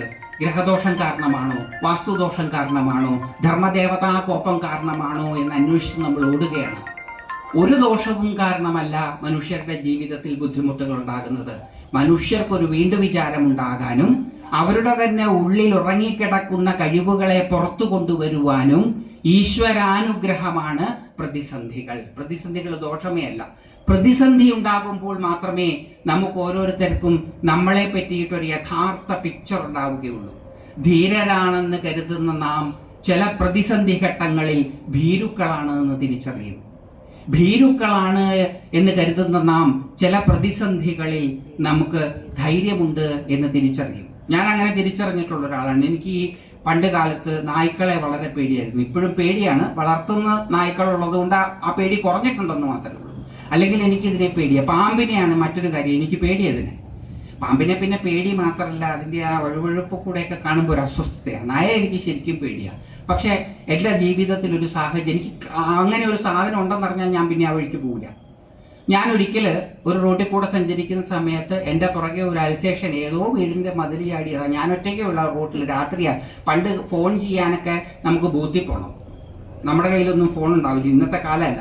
അന്ന് ഈ ബൂത്തിലേക്ക് പോകുന്നത് ഒരു ഇടവഴി ക്രോസ് ചെയ്തിട്ടാണ്. അപ്പോൾ ഒരു നായ എൻ്റെ പുറകെ ഓടി വന്നു. ആ സമയത്ത് ഞാൻ തിരിഞ്ഞു നിൽക്കുക ചെയ്തത് ആ നായയെ ഫേസ് ചെയ്യാൻ. നായ എന്നെ കണ്ട് ഓടി തിരിച്ചുപോയി. ഫോണൊക്കെ ചെയ്ത് തിരിച്ചവിടെ എത്തിയ ഞാൻ ഈ നായയെക്കുറിച്ച് ആലോചിച്ചിട്ട് ആ വഴിക്ക് പിന്നെ പോയില്ല. ഞാൻ വേറെ വഴിക്കാണ് പോയത്. അപ്പം ചിന്തയാണ് ഭയമുണ്ടാക്കുന്നത്, വസ്തുതയല്ല. അത് ഞാൻ തിരിച്ചറിഞ്ഞതാണ്. ഇപ്പൊ പേടി എന്ന് പറയുന്നത് നമ്മുടെ ചിന്തകൾ ഉണ്ടാക്കുന്നതാണ്. വസ്തുത നമ്മളിൽ ഭയമുണ്ടാക്കില്ല. ഇത് എനിക്ക് തിരിച്ചറിഞ്ഞറിയാം. അതേപോലെ ഓരോ സംദർഭവും, ഇതൊരു ചെറിയ സംഭവമാണ് ഞാൻ പറഞ്ഞത്, നിങ്ങളുടെ ജീവിതത്തിൽ ഉണ്ടാവും ഇതേപോലത്തെ സംഭവങ്ങൾ, അല്ലാണ്ട് എൻ്റെ ജീവിതത്തിൽ മാത്രമൊന്നുമില്ല. അപ്പം സാഹചര്യങ്ങൾ നമ്മുടെ ഉള്ളിലുള്ള ധൈര്യം, ഭയം ഇതിനെയൊക്കെ വെളിപ്പെടുത്തും. നമ്മൾ ആരാണെന്നാണോ നാം ധരിച്ചിരിക്കുന്നത് അത് തന്നെയാണോ നാം എന്ന് തിരിച്ചറിയുവാൻ ജീവിതത്തിലെ പ്രതിസന്ധികൾ നമ്മളെ സഹായിക്കും. നമ്മൾ ഓരോ പ്രതിസന്ധികളിലൂടെ കടന്നു പോകുമ്പോഴും നമ്മൾ ഓരോരുത്തരും ആരാണ് എന്ന് നമുക്ക് മനസ്സിലാകും. അങ്ങനെ കുറേശ്ശെ നാം ഓരോരുത്തരും ആരാണെന്ന് തിരിച്ചറിയുമ്പോൾ കുറേശ്ശെ നമ്മൾ ഈശ്വരന്റെ അംശം തന്നെയാണ് എന്ന് നമുക്ക് മനസ്സിലാകും. നമ്മൾ ഓരോരുത്തരും ഈശ്വരാംശജര് തന്നെയാണ് എന്ന തിരിച്ചറിവുണ്ടാകുവാൻ വേണ്ടി നമ്മളിലെ കഴിവുകളെയും കഴിവുകേടുകളെയും പ്രകടിപ്പിക്കുവാൻ ഈശ്വരാനുഗ്രഹം കൊണ്ടുണ്ടാകുന്നതാണ് ജീവിതത്തിലെ പ്രതിസന്ധി. അതെത്ര കഠിനമായാലും അത് നമുക്ക് തരണം ചെയ്യുവാൻ സാധിക്കും, വേണ്ടതുപോലെ നേരിട്ടാൽ. 8ാം ക്ലാസ്സിൽ പഠിക്കുന്ന ഒരു കുട്ടിക്ക് കിട്ടുന്ന ചോദ്യക്കടലാസിലുള്ള സകല ചോദ്യങ്ങളും അതെത്ര കഠിനങ്ങളാണെങ്കിലും ആ കുട്ടിക്ക് ഉത്തരം കൊടുക്കാൻ കഴിയുന്നതായിരിക്കും, വേണ്ടതുപോലെ പഠിച്ചിട്ടുണ്ടെങ്കിൽ. അതേപോലെ തന്നെയാണ് നമ്മുടെ ജീവിതത്തിൽ നമ്മൾ നേരിടുന്ന എല്ലാ പ്രതിസന്ധികളെയും നമുക്ക് തരണം ചെയ്യാൻ സാധിക്കും. ഈശ്വരന് എന്നോടും നിങ്ങളോടും എന്താ ഇത്ര വലിയ കോപം? നീർക്കുമുള്ള സദൃശരായ ആയുസ്സോടു കൂടിയ എന്നോടും നിങ്ങളോടും ഈ ഇറ്റേണലായിട്ടുള്ള ഡിവിനിറ്റിക്ക് എന്തിനാ കോപം? ഞാനും നിങ്ങളും ഇന്നല്ലെങ്കിൽ നാളെ പോകും. ഇവിടെ സ്ഥായിയായിട്ടൊന്നും നിൽക്കാൻ പറ്റില്ല. ആകെ 7 പേർക്കേ ചിരഞ്ജീവിത്വം കൊടുത്തിട്ടുള്ളൂ. പിന്നെ ആ ലിസ്റ്റ് പുതുക്കിയിട്ടില്ല. ഞാൻ ഇടയ്ക്കിടയ്ക്ക് നോക്കാറുണ്ട്. എൻ്റെ പേരില്ല, നിങ്ങളുടെയും പേരില്ല, ആരുടെയും പേരില്ല. അപ്പൊ ലിസ്റ്റ് മാറ്റിയിട്ടൊന്നുമില്ല. അത് അബദ്ധം പറ്റിയതാണെന്ന് എനിക്ക് തോന്നുന്നവർക്ക്. ആ 7 പേരുടെ കഴിഞ്ഞിട്ട് പിന്നെ ഇന്ന് വരെ അത് റിന്യൂ ചെയ്തിട്ടില്ല. അപ്പൊ ഇതല്ലെങ്കിൽ നാളെ തട്ടിപ്പോകാൻ സാധ്യതയുള്ള എന്നെയും നിങ്ങളെയും ഒക്കെ കുറച്ച് കൂടുതൽ ബുദ്ധിമുട്ടിച്ചിട്ട് മൂപ്പർക്ക് എന്താ കാര്യം? അപ്പൊ അപ്പോഴാണ് നമ്മൾ തിരിച്ചറിയുന്നത് ഈ പ്രതിസന്ധികൾ അനുഗ്രഹം. ഇപ്പൊ നമ്മുടെ അത് പ്രതിസന്ധികൾ ഓരോന്നും ഓരോ ഓപ്പണിംഗ് ആണെന്ന് നമുക്ക് എപ്പോഴാണ് മനസ്സിലാവുക? അവയർനെസ് ഉള്ളപ്പോൾ. അവയർനെസ് ഇല്ലെങ്കിൽ അത് മനസ്സിലാവില്ല. നമ്മൾ സെൻസിറ്റീവ് അല്ലെങ്കിൽ നമുക്ക് മനസ്സിലാവില്ല. ആ സെൻസിറ്റിവിറ്റി, ആ അവയർനെസ് ക്രിയേറ്റ് ചെയ്യുക എന്നുള്ളതാണ് നമ്മുടെ മെഡിറ്റേഷന്റെ ഏറ്റവും പ്രധാനപ്പെട്ട ഉദ്ദേശങ്ങളിലൊന്ന്. അപ്പൊ അർജുനൻ തന്റെ മനസ്സിന്റെ അകത്തു നടക്കുന്ന ഈ കൺഫ്യൂഷനെ തിരിച്ചറിയുകയാണ്. എന്നിട്ട് അദ്ദേഹം തുടരുകയാണ്, നൈതദ്വിദ്മ കതരന്നോ ഗരീയോ യദ്വാജയേമ യദിവാനോ ജയേയു യാനേവ ഹത്വാ ന ജിജീവിഷാമ തേന സ്ഥിതാ പ്രമുഖേ ധാർത്തരാഷ്ട്ര. എനിക്കറിയില്ല ഭഗവാനെ, ആ കഥം ഭീഷ്മമഹം ദ്രോണം എന്നൊക്കെയുള്ള ആ ടോണൊക്കെ കുറഞ്ഞു വരികയാണ്. കുറച്ച് നേരം ഈ കേട്ടുകൊണ്ട് തന്നെ തൻ്റെ മനസ്സിലെ ചിന്തകൾ പുറത്തേക്ക് വിടുന്ന സമയത്ത് തൻ്റെ ഉള്ളിലുള്ള ഈ കൺഫ്യൂഷനെ അർജുനൻ തിരിച്ചറിയുകയാണ്. അർജുനൻ പറയുകയാണ്, നൈതദ്വിദ്മ കതരന്നോ ഗരിയോ യദ്വാജയേമ യദിവാനോ ജയേയോ. എനിക്കറിയില്ല കൃഷ്ണ, ഈ എന്താണ് സ്വീകരിക്കപ്പെടേണ്ടത്, ഏതിനാണ് പ്രാധാന്യം കൊടുക്കേണ്ടത് എന്ന് എനിക്കറിയില്ല.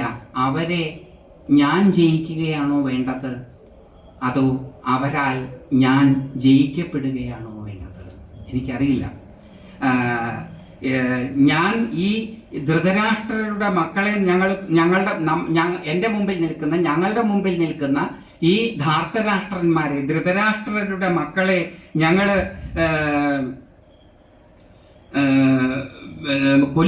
ഞാൻ കൊല്ലുകയാണെങ്കിൽ ജീവിച്ചിരിക്കുവാനുള്ള ഞങ്ങളുടെ ആഗ്രഹത്തെ തന്നെ ഞങ്ങൾ ഇല്ലാതാക്കുകയാണ്. ശരിയല്ലേ? ഇവരെ കാണിക്കാൻ വേണ്ടിയിട്ടില്ലേ ഇവർ ഈ പത്രാസ് മുഴുവൻ കാണിക്കുന്നത്? ഈ ധാർത്തരാഷ്ട്രന്മാരുടെ മുമ്പിൽ ആളാവാനല്ലേ ഇവർ ഈ കളി മുഴുവൻ കഴിക്കുന്നത്? അവരെ മുഴുവൻ കൊന്നു കഴിഞ്ഞാൽ പിന്നെ ഞങ്ങൾ എന്തിനാ ജീവിക്കുന്നേ? അപ്പൊ എനിക്കറിയില്ല കൃഷ്ണ, എന്താ ചെയ്യേണ്ടത്? ആ കൺഫ്യൂഷൻ്റെ ഇത് കണ്ട് ആ സ്വരമൊക്കെ മാറി. കഥമഹം ദ്രോണം ഭീഷ്മം എന്നൊക്കെയുള്ള ടോണൊക്കെ മാറി. ഇവര് പൂജാർഹരല്ലേ? ഇവരെങ്ങനെയാ ശരാർഹരാകുന്നത്? ഇവരെ കൊന്നിട്ട് രാജ്യശ്രീ അനുഭവിക്കുന്നതിനേക്കാൾ നല്ലത് പിച്ചെടുക്കുന്നതല്ലേ? ഇവരെ കൊന്നിട്ടാണ് ആ രാജ്യസുഖം അനുഭവിക്കുന്നതെങ്കിൽ ഓരോ നിമിഷവും ചോരയുടെ മണം ഉണ്ടാകില്ലേ എന്ന ചോദ്യമൊക്കെ പതുക്കെ വിട്ടിട്ട് പറയാണ്, കൃഷ്ണ എനിക്കറിയില്ല ശരിക്കും ഈ ഘട്ടത്തിൽ കൊല്ലപ്പെടുകയാണോ വേണ്ടത്, കൊല്ലുകയാണോ വേണ്ടത്? അവരെ മുഴുവൻ യാനേവ ഹത്വാ ന ജിജീവിഷാമ തേന സ്ഥിതാ പ്രമുഖേ ധാർത്തരാഷ്ട്ര. ഏതൊരാൾക്കാരെ കൊന്നാലാണോ ജീവിച്ചിരിക്കുവാനുള്ള ആഗ്രഹം തന്നെ ഇല്ലാതെയാകുന്നത്, ആ മുമ്പിൽ നിൽക്കുന്ന ധാർത്തരാഷ്ട്രന്മാരെ കൊല്ലണോ കൊല്ലാതിരിക്കണോ? ഇവരെ കൊന്നാൽ പിന്നെ ഞങ്ങൾ എന്തിനാ ജീവിച്ചിരിക്കുന്നത്? അതാണ് ശത്രുക്കള് മരിച്ചു പോകുന്നത് നമുക്കും വിഷമകരമാണ്. നമുക്ക് വളരെ ശത്രുതയുള്ള ഒരു അയൽവക്കക്കാരനുണ്ടെന്ന് വിചാരിക്കുക, അയാൾ അങ്ങ് പെട്ടെന്ന് തട്ടിപ്പോയി എന്ന് വിചാരിക്കുക, അയാളുടെ വീട്ടുകാരേക്കാൾ വിഷമായിരിക്കും നമുക്ക്. എന്താ കാര്യം എന്നറിയാം? അയാൾ തട്ടിപ്പോയതിലല്ല, എൻ്റെ ഈ പത്രാസൊക്കെ ഒന്ന് കണ്ട് എൻ്റെ മുമ്പിൽ അയാളുടെ മുഖമൊക്കെ ഒന്ന് ചുളിഞ്ഞ് എൻ്റെ മുമ്പിൽ അയാൾ ഒന്നും അല്ലാതായി കാണുവാനുള്ള അവസരം എനിക്ക് നഷ്ടപ്പെട്ടല്ലോ എന്നുള്ളതാണ് ദുഃഖം. നമ്മുടെ ശത്രുവിനെ കൊല്ലാൻ നമ്മൾ ആഗ്രഹിക്കില്ല, അയാളുടെ മുമ്പിൽ അങ്ങനെ ജെളിഞ്ഞ് നടക്കുമ്പോൾ അയാളുടെ മുഖത്ത് കാണുന്ന ഒരു ജാള്യത, അതാണ് നമുക്ക് ആസ്വാദ്യകരം. ഇത് ശത്രുക്കൾ മരിക്കണമെന്ന് നമ്മൾ ആരും ആഗ്രഹിക്കില്ല, അത് വിശാല ഹൃദയരായതുകൊണ്ടൊന്നുമല്ല. ശത്രു മരിച്ചു കഴിഞ്ഞാൽ പിന്നെ ജീവിച്ചിരിക്കുന്നതിൽ എന്താ കാര്യം? ഈ പെടാപ്പാട് പെടുന്നത് മുഴുവൻ 4 പീപ്പിളിനെ കാണിക്കാൻ വേണ്ടിയിട്ട്. 4 പീപ്പിളൊക്കെ ഇല്ലാണ്ടായി കഴിഞ്ഞാൽ പിന്നെ നമ്മൾ ഇതൊക്കെ ചെയ്തിട്ട് എന്താ കാര്യം? ഇതാണ് ആ ചോദ്യത്തിന്റെ അർത്ഥം. ആ കൺഫ്യൂഷൻ വീണ്ടും ശക്തമാവുകയാണ്. തൻ്റെ ഉള്ളിലുള്ള ആ കൺഫ്യൂഷനെ തിരിച്ചറിഞ്ഞിട്ട്, അത് തിരിച്ചറിയുമ്പോൾ അത് വീണ്ടും ശക്തമാകും. അദ്ദേഹം പറയുകയാണ്, കാർപ്പണ്യ ദോഷോപഹത സ്വഭാവ പൃച്ഛാമി ത്വാം ധർമ്മ സമ്മൂഢചേതാ യശ്രേയസ്യാത് നിശ്ചിതം ബ്രൂഹി തന്മേ ശിഷ്യസ്തേഹം ശാധിമാം ത്വാം പ്രപന്നം. ശരണാഗതിയിലേക്ക് വരികയാണ്. അപ്പൊ നമുക്ക് മനസ്സിലാവുകയാണ് നേരത്തെ പറഞ്ഞ 2 ശ്ലോകങ്ങൾ എന്തുകൊണ്ടാണ് അർജുനന് മനസ്സിലാകാതെ പോയത്. ഭഗവത്ഗീത നമ്മളുടെ ഡയലോഗുകൾ, ഭാരതത്തിലെ ഡയലോഗുകൾ 4 തരമാണ്, 3 തരമാണ്: വാദം, ജൽപ്പം, വിടംബം. വാദം 2 കാറ്റഗറി ഉണ്ട്, സംവാദവും വാദവും. ഡയലോഗുകളെല്ലാം അങ്ങനെയാണ്. അതിൽ സംവാദം എന്ന് പറഞ്ഞാൽ ഉയർന്ന തലത്തിലുള്ള ഒരാള് സത്യം പറഞ്ഞു തരാൻ വേണ്ടിയിട്ട് വധിക്കുന്നത്, പറയുന്നത്.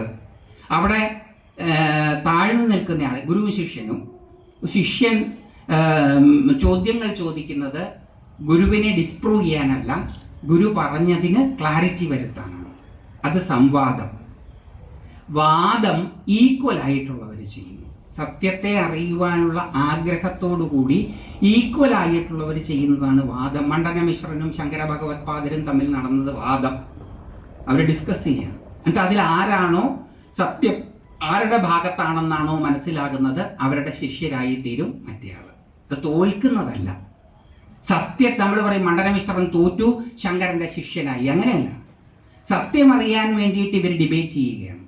സത്യം ആരുടെ ഭാഗത്താണോ, തൻ്റെ ഭാഗത്തല്ല സത്യം എന്ന് തിരിച്ചറിഞ്ഞാൽ സത്യം അറിയുക എന്നുള്ളതാണ് തൻ്റെ ലക്ഷ്യം. അതുകൊണ്ട് സത്യം ഉള്ളയാളുടെ ശിഷ്യനാവുകയാണ്. പിന്നെ സംവാദത്തിലേക്കാണ് പോണത്. അപ്പം അർജുനൻ ഇതുവരെ ചെയ്തത് വാദമാണ്, ഈക്വലാണ്. കൃഷ്ണനും അർജുനനും തുല്യരാണ് എന്നാണ് അർജുനന്റെ ധാരണ. സഖാവാണ് കൃഷ്ണൻ, സുഹൃത്താണ്. അപ്പം സുഹൃത്തുക്കൾ തമ്മിൽ പറഞ്ഞതുപോലെയാണ് ഇതുവരെ പറഞ്ഞത്. അതുകൊണ്ട് അർജുനന് കൃഷ്ണൻ പറഞ്ഞതൊന്നും ശ്രദ്ധിച്ചില്ല, ഈക്വൽ അല്ലേ. അപ്പൊ കുതസ്ത്വാകശ്മലമിതം വിഷമേ സമുപസ്ഥിതം, അതൊന്നും ചെവിയിലേക്ക് തന്നെ മാ ക്ലൈബ്യം ഗച്ഛ കൗന്ദയ കയറിയിട്ട് തന്നെ ഈക്വൽസ് ആണ്. ഈ കൺഫ്യൂഷൻ അർജുനൻ തിരിച്ചറിയുമ്പോഴാണ് അർജുനന് കൃഷ്ണന്റെ മഹത്വവും മനസ്സിലാകുന്നത്. അപ്പൊ കൃഷ്ണനോട് അർജുനൻ പറയുകയാണ്, കാർപ്പണ്യ ദോഷ അപഹത ഉപഹത സ്വഭാവ. കാർപ്പണ്യ ദോഷത്താൽ ഉപഹതമായ, മറയ്ക്കപ്പെട്ടത്, നശിപ്പിക്കപ്പെട്ടതായിട്ടുള്ള എൻ്റെ സ്വഭാവം. കാർപ്പണ്യ ദോഷം കൊണ്ട് മറയ്ക്കപ്പെട്ടതായിട്ടുള്ള, നശിപ്പിക്കപ്പെട്ടിട്ടുള്ളതായ എൻ്റെ സ്വഭാവം കൊണ്ട് ഞാൻ ധർമ്മ സമ്മൂഢചേതനായി. അങ്ങനെ കാർപ്പണ്യ ദോഷം കൊണ്ട് നശിപ്പിക്കപ്പെട്ടതായിട്ടുള്ള സ്വഭാവത്തോടു കൂടിയ, ധർമ്മ സമ്മൂഢ ചേതസ്സോടു കൂടിയ ഞാൻ ത്വാം പൃച്ഛാമി, അങ്ങയോട് ചോദിക്കുന്നു. അപ്പൊ അവിടെ നമുക്ക് ചിന്തിക്കേണ്ടതായിട്ടുണ്ട്. കാർപ്പണ്യ ദോഷം, നമ്മളത് കൃപയാ വിഷ്ടം എന്നുള്ള വാക്ക് വർണ്ണിച്ചപ്പോൾ കേട്ടതാണ്. കൃപ, കാർപ്പണ്യം, കൃപണത, പിശുക്ക്. കാർപ്പണ്യദോഷം എന്ന് പറഞ്ഞാൽ പിശുക്ക്. അർജുനൻ വേറെ എവിടെയും പിശുക്ക് കാണിക്കുന്നതായിട്ട് നമ്മൾ കേട്ടിട്ടില്ല. അർജുനനൊക്കെ ദാനധർമ്മിഷ്ഠനാണ്, അവരൊന്നും പിശുക്ക് കാണിച്ചതായിട്ട് നമ്മൾ കേട്ടിട്ടില്ല. അപ്പൊ നമ്മൾ ധരിച്ചതുപോലത്തെ പിശുക്കല്ല അത്. പിശുക്ക് എന്ന് പറയുന്നത് സങ്കുചിതത്വമാണ്. എന്റേത് ഞാൻ ആർക്കും കൊടുക്കാതിരിക്കുക എന്നുള്ളതാണ് പിശുക്ക്. അപ്പൊ പിശുക്ക്, കാർപ്പണ്യദോഷം എന്ന് പറഞ്ഞാൽ പിശുക്ക്. അതുകൊണ്ട് നശിച്ച സ്വഭാവത്തോട് കൂടിയവൻ. നമ്മുടെ സ്വഭാവം എന്ന് പറഞ്ഞാൽ എന്താ? ശരിക്കുമുള്ള ഭാവം എന്താ? നമ്മൾ സർവ്വവ്യാപിയാണ്, എല്ലായിടത്തും വ്യാപിച്ച് കിടക്കുന്നതാണ്. ഇട്ടാവട്ട ശരീരത്തില് ഇട്ടാവട്ട കാലഘട്ടത്തിലേക്ക് മാത്രം വ്യാപിച്ചിരിക്കുന്ന ഒരു എൻറ്റൈറ്റി അല്ല നാം ഓരോരുത്തരും. അറിഞ്ഞാലും അറിഞ്ഞില്ലേലും ഇറ്റേണലാണ്. അപ്പം അത് നശിച്ചു, നമ്മുടെ സ്വഭാവം നശിച്ചു. എന്താ നശിക്കാൻ കാരണം? കാർപ്പണ്യദോഷത്താൽ ഉപഹതമായത് കൊണ്ട്, പിശുക്ക് കൊണ്ട്, സങ്കുചിതത്വം കൊണ്ട് നമ്മുടെ ശരിക്കുമുള്ള സ്വഭാവം നശിച്ചു.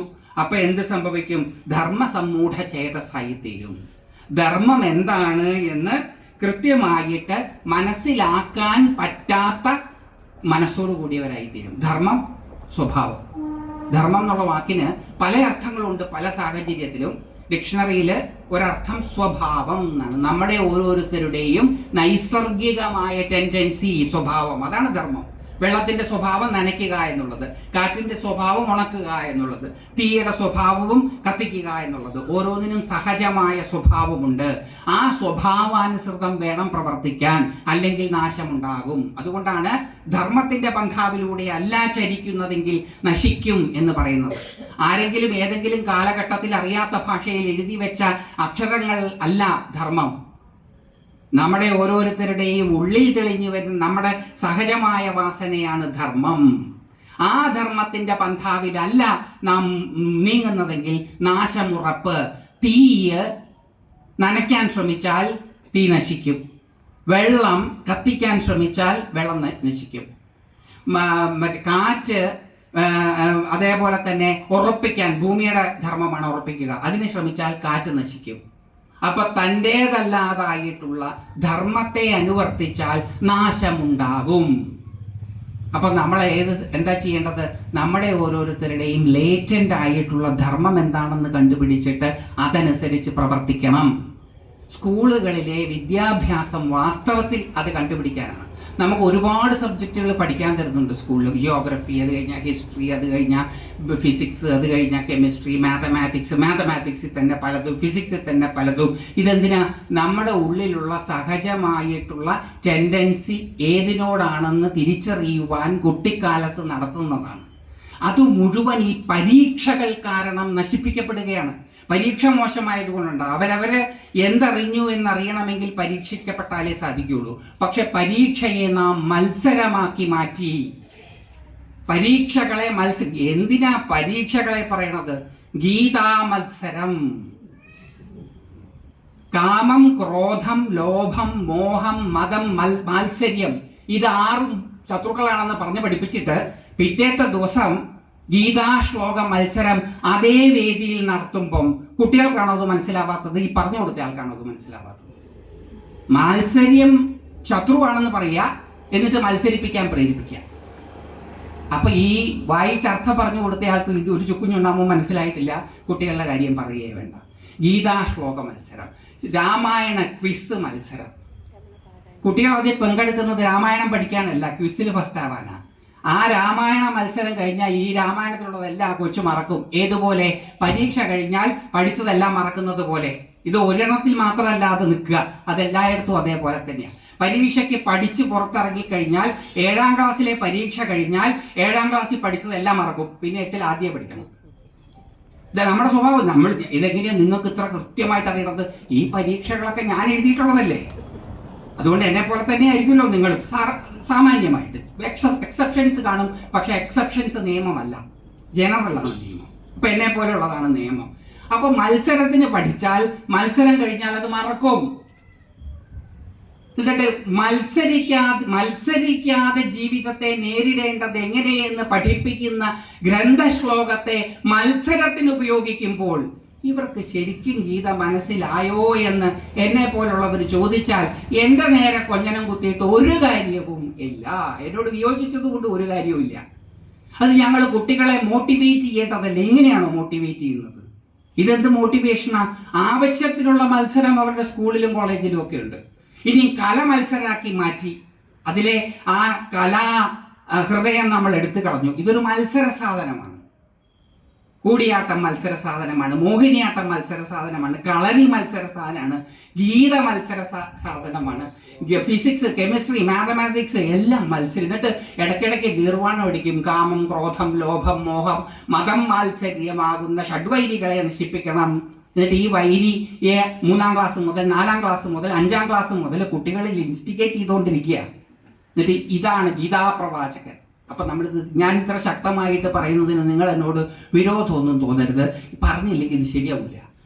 ഇത് പറഞ്ഞാൽ എനിക്ക് അറിയാം ബുദ്ധിമുട്ടുണ്ടാവും, പക്ഷെ പറയാതിരിക്കാൻ പറ്റില്ല. എന്നിട്ട് അടിക്കുകയാണ് ഞങ്ങൾ ഗീത പ്രചരിപ്പിക്കുകയാണെന്ന്. ഒരാളും ഈ ഗീതാ ക്ലാസ്സിന് പോയിട്ടുള്ള ഒരാളും ഇതനുസരിച്ച് ജീവിക്കുന്നത് ഞാൻ ഇന്ന് വരെ കണ്ടിട്ടില്ല, ഞാനടക്കം.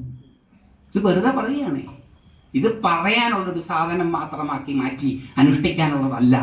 മത്സരിക്കുകയാണ്, എല്ലാം മത്സരമാണ്. നമുക്ക് സ്കൂളിൽ ഈ വിവിധ വിഷയങ്ങൾ പഠിപ്പിക്കുന്നത് മത്സരിക്കാനല്ല, നമ്മളിലുള്ള ടേസ്റ്റ് കണ്ടെത്താനാണ്. ജിയോഗ്രഫിയോടാണോ, ഹിസ്റ്ററിയോടാണോ, സിവിക്സിനോടാണോ, ഫിസിക്സിനോടാണോ, കെമിസ്ട്രിയോടാണോ, ഓൾജിബ്രയോടാണോ, ട്രിഗണോമെട്രിയോടാണോ, ലിറ്ററേച്ചറിനോടാണോ, അത് ഇംഗ്ലീഷ് ലിറ്ററേച്ചറിനോടാണോ, മലയാളം ലിറ്ററേച്ചറിനോടാണോ, നമ്മുടെ താല്പര്യം കണ്ടെത്തി അതിലൂടെ നമ്മളെ മുന്നോട്ട് കൊണ്ടുപോകുവാൻ നയിക്കുവാൻ ഒരുക്കിയിരിക്കുന്ന വിദ്യാഭ്യാസത്തെ നാം മത്സരവേദിയായിട്ട് കാണുകയും ജീവനോപാധി പഠിപ്പിക്കുന്ന വേദിയായിട്ട് കാണുകയും ചെയ്യുമ്പോൾ ധർമ്മം എങ്ങനെ നമ്മൾ കണ്ടെത്തും? നമ്മുടെ സഹജമായിട്ടുള്ള വാസനകളെ നമ്മൾ എങ്ങനെ തിരിച്ചറിയും?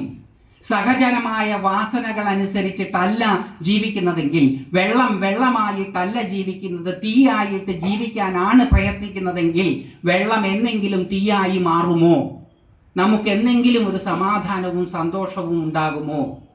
ലോകത്തിലെ ഏറ്റവും വലുത് പണമല്ല, സന്തോഷമാണ്. കാരണം ഇപ്പോൾ ഇൻഡെക്സ് മാറിക്കൊണ്ടിരിക്കുകയാണ്. ഇപ്പൊ ഹാപ്പിനെസ് ആണ് ഇൻഡെക്സ്. ഫിൻലാൻഡും മറ്റുമാണ് ഹാപ്പിയർ രാജ്യങ്ങളായിട്ട് പറയുന്നത്. ഭൗതിക ദൃഷ്ടിയിലാണ്, ആധ്യാത്മിക ദൃഷ്ടിയിലല്ല. അപ്പം നമ്മുടെ മക്കൾ സന്തോഷമുള്ളവരാണ് യുദ്ധമില്ലാത്ത രാജ്യത്തെ ഉണ്ടാക്കുക. അസംതൃപ്തരാണ് എപ്പോഴും യുദ്ധത്തെ ഉണ്ടാക്കുക. അപ്പൊ സംതൃപ്തി യുദ്ധമില്ലാതാകണമെങ്കിൽ സംതൃപ്തി ഉണ്ടാകണം. അപ്പൊ അതൊക്കെ നമ്മൾ ഈ സഹജമായ ധർമ്മത്തെ കണ്ടുപിടിക്കാൻ ഇനി സ്കൂൾ വിദ്യാഭ്യാസം കൊണ്ടൊന്നും അത് സാധിക്കില്ല, ഗീത കൊണ്ടും അത് സാധിക്കില്ല. ഇതൊക്കെ മത്സര സാധനമാണ്. ഇത് എന്നിട്ട് ഈ കൊച്ചു കുട്ടികളെ പഠിപ്പിച്ചിട്ട് അവരെ കൊണ്ട് ചൊല്ലിപ്പിച്ച് മത്സരം കൊടുക്കുകയാണ്. അപ്പൊ മറ്റവർക്കൊക്കെ അവർ പരാജയപ്പെട്ടു എന്നുള്ളൊരു തോന്നൽ ഇൻസ്റ്റിഗേറ്റ് ചെയ്യുകയാണ്. ഇതിൽ തന്നെ കൃഷ്ണൻ അർജുനനോട് പറയുന്നുണ്ട്, ജയിച്ചാലും തോറ്റാലും ഒരേപോലെയാണെന്ന്. എന്നിട്ട് നമ്മളത് മത്സരാക്കുക. എന്നിട്ട് ക്വിസ്, രാമായണം ക്വിസ്, ആളെ കൂട്ടാനത്രേ. എന്നിട്ട് ആള് കൂടുന്നുണ്ടോ? ഈ ക്വിസിൽ പങ്കെടുക്കുന്ന പിള്ളേരെല്ലാം 10ാം ക്ലാസ് കഴിഞ്ഞാൽ ഈ വഴിക്ക് വരുന്നുണ്ടോ? ഇവിടെ ഒന്നും ഒരാളെയും കാണാനില്ല.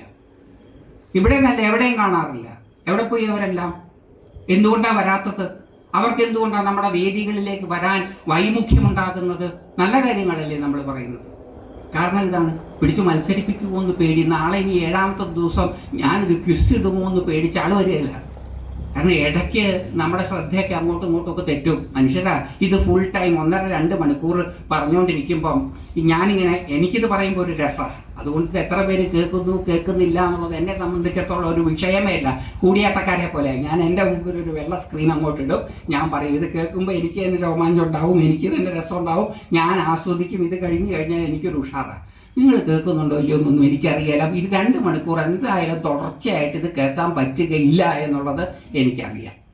അപ്പം കേൾക്കാൻ വേണ്ടിയിട്ട് ഞാനൊരു ക്വിസ് ഇടും. 7ാമത്തെ ദിവസം എന്ന് പറയും. ഇതിൻ്റെ പകുതി ആൾ പോലും ഇവിടെ ഉണ്ടാവില്ല. കാരണം എന്നോടൊരിക്കലും ഞാൻ പുനർജന്മത്തിന് അനുകൂലമായിട്ടുള്ള ഒരാളല്ല. അപ്പം ഞാനിങ്ങനെ എൻ്റെ അഭിപ്രായം പറഞ്ഞു, പുനർജന്മം ഉണ്ടോ ഇല്ലയോ എന്ന് എനിക്കറിയില്ല എന്നൊക്കെ പറഞ്ഞു കഴിഞ്ഞപ്പം പറഞ്ഞ് താഴോട്ടിറങ്ങിയപ്പോൾ എന്നോടൊരാൾ ഒന്ന് കയ്യൊക്കെ പിടിച്ചു പറഞ്ഞു. സന്തോഷമായി. ആ പറഞ്ഞത് സമാധാനമായി. ഞാൻ ചോദിച്ചത് എന്താ? അടുത്ത ജന്മം ഉണ്ടാവുന്നതിനെ പറ്റി അല്ല എൻ്റെ ബേജാറ്, പിന്നെന്താ സ്കൂളിൽ പോകേണ്ടി വരുമോ എന്നുള്ളതാണ് എൻ്റെ ബേജാറ്. അടുത്ത ജന്മം ഉണ്ടാകുന്നുണ്ടോ എന്നുള്ള ഒരു വിഷമമൊന്നും എനിക്കില്ല. പക്ഷെ അടുത്ത ജന്മം ഉണ്ടെങ്കിൽ 3ാമത്തെ വയസ്സ് മുതൽ ഞാൻ സ്കൂളിൽ പോകേണ്ടി വരില്ലേ, അതാണ് എൻ്റെ ബേജാറെന്നാണ്. അപ്പൊ അങ്ങനെ ബേജാറുള്ള ആൾക്കാരുണ്ട്. അപ്പൊ ക്വിസ് ഇടുമെന്ന് പറഞ്ഞാൽ ഇതിലെ പകുതി ആൾക്കാർ പിന്നെ ഈ വഴിക്ക് വരില്ല. കാരണം എന്താ വെച്ചാൽ ആവശ്യത്തിനധികം നമ്മളിതിൽ പങ്കെടുത്തതാണ്. ധർമ്മം കണ്ടുപിടിക്കപ്പെടേണ്ടതാണ്. അതിനാണ് അത് ഈ വിദ്യാഭ്യാസം കൊണ്ട് ഇനി സാധിക്കില്ല. പിന്നെ എന്തുകൊണ്ടാണ് പറ്റുക? പുരാണ ഇതിഹാസങ്ങളുടെ ശ്രദ്ധാപൂർവമുള്ള ശ്രവണത്തിലൂടെ നമ്മളിൽ ഓരോരുത്തരിലും ഒളിഞ്ഞു കിടക്കുന്ന വാസനകളുടെ ബലം നമുക്ക് തിരിച്ചറിയാൻ സാധിക്കും. ഈ കഥകൾ ഇങ്ങനെ കേട്ടുകൊണ്ടിരിക്കുമ്പോൾ, നിഷ്പക്ഷമായിട്ട് കേട്ടുകൊണ്ടിരിക്കുമ്പോൾ, ഇതിലെ ഓരോ കഥാപാത്രങ്ങളോട് നമുക്ക് ആഭിമുഖ്യവും വൈരസ്യവും തോന്നും.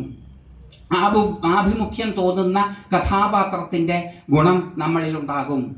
നമുക്ക് വിരസത തോന്നുന്ന കഥാപാത്രത്തിനോടുള്ള എതിർപ്പ് നമ്മുടെ ഉള്ളിലുണ്ടാകും. അത് നമ്മൾ പരിശോധിച്ചാൽ നമ്മുടെ സഹജമായ സ്വഭാവം എന്താണെന്ന് നമുക്ക് പിടികിട്ടും. അതനുസരിച്ച് ജീവിച്ചാൽ കാശ് കിട്ടുമെന്ന് എനിക്ക് പറയാൻ പറ്റില്ല, പക്ഷെ സുഖവും സന്തോഷവുമായിരിക്കും. മൂൺ ആൻഡ് ദ സിക്സ്പെൻസ് എന്ന് പറഞ്ഞിട്ടൊരു നോവലുണ്ട്. സമർസെറ്റ് മോം എന്ന വിശ്വവിഖ്യാതനായിട്ടുള്ള നോവലിസ്റ്റിൻ്റെ. അദ്ദേഹം റേസേഴ്സ് എഡ്ജ് എന്നുള്ള ഒരു നോവലൊക്കെ എഴുതിയിട്ടുണ്ട്. രമണ മഹർഷിയുടെ ആശ്രമത്തിൽ വരികയും, രമണ മഹർഷിയുടെ ഒരു വലിയ ഭക്തനായിരുന്നു ഇദ്ദേഹം. അതിനെ ബേസ് ചെയ്തിട്ടാണ് അദ്ദേഹത്തിൻ്റെ റേസേഴ്സ് എഡ്ജ് എന്നുള്ള പുസ്തകം അദ്ദേഹം എഴുതിയത്. അദ്ദേഹം തന്നെ എഴുതിയ മറ്റൊരു പുസ്തകമാണ് ദ മൂൺ ആൻഡ് ദ സിക്സ്പെൻസ്. അദ്ദേഹം അതിലെ പ്രധാന കഥാപാത്രം ഒരു വലിയ ബാങ്ക് ഉദ്യോഗസ്ഥനാണ്, വലിയ ശമ്പളം വാങ്ങിക്കുന്ന ഒരു ബാങ്ക് ഉദ്യോഗസ്ഥൻ. ഒരു ദിവസം ഒരു സുപ്രഭാതത്തിൽ ഭാര്യയും മക്കളെയൊക്കെ വിളിച്ച് അവരോട് കാര്യം പറയുകയാണ് ഇദ്ദേഹം. നിങ്ങൾക്ക് ജീവിതത്തിൽ ജീവിക്കുവാൻ ആവശ്യമായിട്ടുള്ളതെല്ലാം ഞാൻ സമ്പാദിച്ചിട്ടുണ്ട്, ബാങ്ക് ബാലൻസ് എല്ലാം കൊടുത്ത്. അദ്ദേഹം പറയാണ്, പെയിൻറ്റിംഗ് ആണ് എനിക്കിഷ്ടം, ഞാൻ എനിക്കിഷ്ടമുള്ള ജീവിതത്തിലേക്ക് പോകാൻ ആഗ്രഹിക്കുന്നു എന്ന് പറഞ്ഞ് അദ്ദേഹം ഒരു പെയിൻറ്റർ ആവുകയും അദ്ദേഹം അനുഭവിക്കേണ്ടി വന്ന ബുദ്ധിമുട്ടുകളെ പറ്റിയും ഒക്കെയാണ് പറയുന്നത്. ഇഷ്ടമുള്ളത് ചെയ്യുമ്പോൾ ബുദ്ധിമുട്ടുകൾ സുഖകരമായി തീരും. ഇഷ്ടമല്ലാത്തത് ചെയ്യുമ്പോഴാണ് ബുദ്ധിമുട്ടുകൾ വിഷമകരമാവുക. എന്താ തെളിവ്? പ്രസവമാണ് അതിന് ഏറ്റവും വലിയ തെളിവ്. ലോകത്തിലെ ഏറ്റവും വലിയ വേദന രണ്ടെണ്ണമാണ് ഞാൻ അനുഭവിച്ചിട്ടില്ല. ഒന്ന് കിഡ്നി സ്റ്റോൺ, അത്രേ ഞാൻ അനുഭവിച്ചിട്ടില്ല, അനുഭവിക്കാതിരിക്കട്ടെ, ടച്ച് വുഡ്. രണ്ടാമത്തത് ഞാൻ അനുഭവിക്കുകയില്ല, ധൈര്യമില്ല, അതിന് ടച്ച് വുഡ് ഒന്നും പറയണ്ട. എന്താ അത്? പ്രസവ വേദന. ഈ രണ്ട് വേദനയാണ് അത്രേ ലോകത്തിലേക്ക് ഏറ്റവും വലിയ വിഷമം. അപ്പോൾ പ്രസവം ഞാൻ അനുഭവിച്ചിട്ടില്ല, പറഞ്ഞു കേട്ടിട്ടേ ഉള്ളേ. ഓരോ പ്രസവം കഴിയുമ്പോഴും പ്രസവിക്കുന്നയാള് ഉറക്കെ വിളിച്ചു പറയാത്ര, ഇനി ഞാൻ പ്രസവിക്കില്ല. അങ്ങനെ വിളിച്ചു പറഞ്ഞവർ ആ തീരുമാനം എടുത്തിരുന്നെങ്കിൽ എനിക്ക് കുഴപ്പമുണ്ടാവില്ല, ഞാൻ മൂത്തയാളാണ്, എനിക്ക് താഴെയുള്ളവരൊന്നും ഇവിടെ ഉണ്ടാവില്ല. അതായത് രണ്ടാമത്തത് മുതലുള്ള ആരും ഇവിടെ ഉണ്ടാവില്ല. അങ്ങനെയല്ലേ ഇവിടെ ഇരിക്കുന്ന പലരും രണ്ടാമത്തതും മൂന്നാമത്തതും ആയിരിക്കും. എന്താ കാരണം? പ്രസവ വേദന ആ മൊമെന്റിൽ വിഷമകരമാണെന്ന് തോന്നിയാലും അത് സുഖകരവും സന്തോഷപ്രദവുമാണ് അതിന് ശേഷമുള്ളത് എന്നുള്ളത് കൊണ്ട് ഇഷ്ടമുള്ളത് അനുഭവിക്കുവാൻ വേണ്ടി കഷ്ടപ്പാടുകൾ നമ്മൾ അനുഭവിക്കും. കഷ്ടപ്പാടുകൾ ഇഷ്ടമുള്ളതിന് വേണ്ടിയിട്ടാണെങ്കിൽ സന്തോഷത്തോടു കൂടിയിട്ടായിരിക്കും അനുഭവിക്കുന്നത്, സങ്കടത്തോടു കൂടിയായിരിക്കില്ല. അപ്പം നമ്മുടെ സഹജമായ സ്വഭാവാനുസൃതമായി നാം ജീവിക്കുമ്പോൾ നമ്മുടെ ഇല്ലായ്മകളും വല്ലായ്മകളും നമ്മളെ ബാധിക്കില്ല. നമുക്കതൊന്നും ഒരു വിഷയമാവില്ല, നമുക്ക് മുന്നോട്ട് പോകാൻ സാധിക്കും. പക്ഷെ കാർപ്പണ്യദോഷം കൊണ്ട് ഉപഹതമായ നശിപ്പിക്കപ്പെട്ടിട്ടുള്ള ചേതസ്സോട് സ്വഭാവത്തോടു കൂടിയ ഒരാള് അയാൾക്ക് ധർമ്മം എന്താണെന്ന് തിരിച്ചറിയാൻ സാധിക്കില്ല.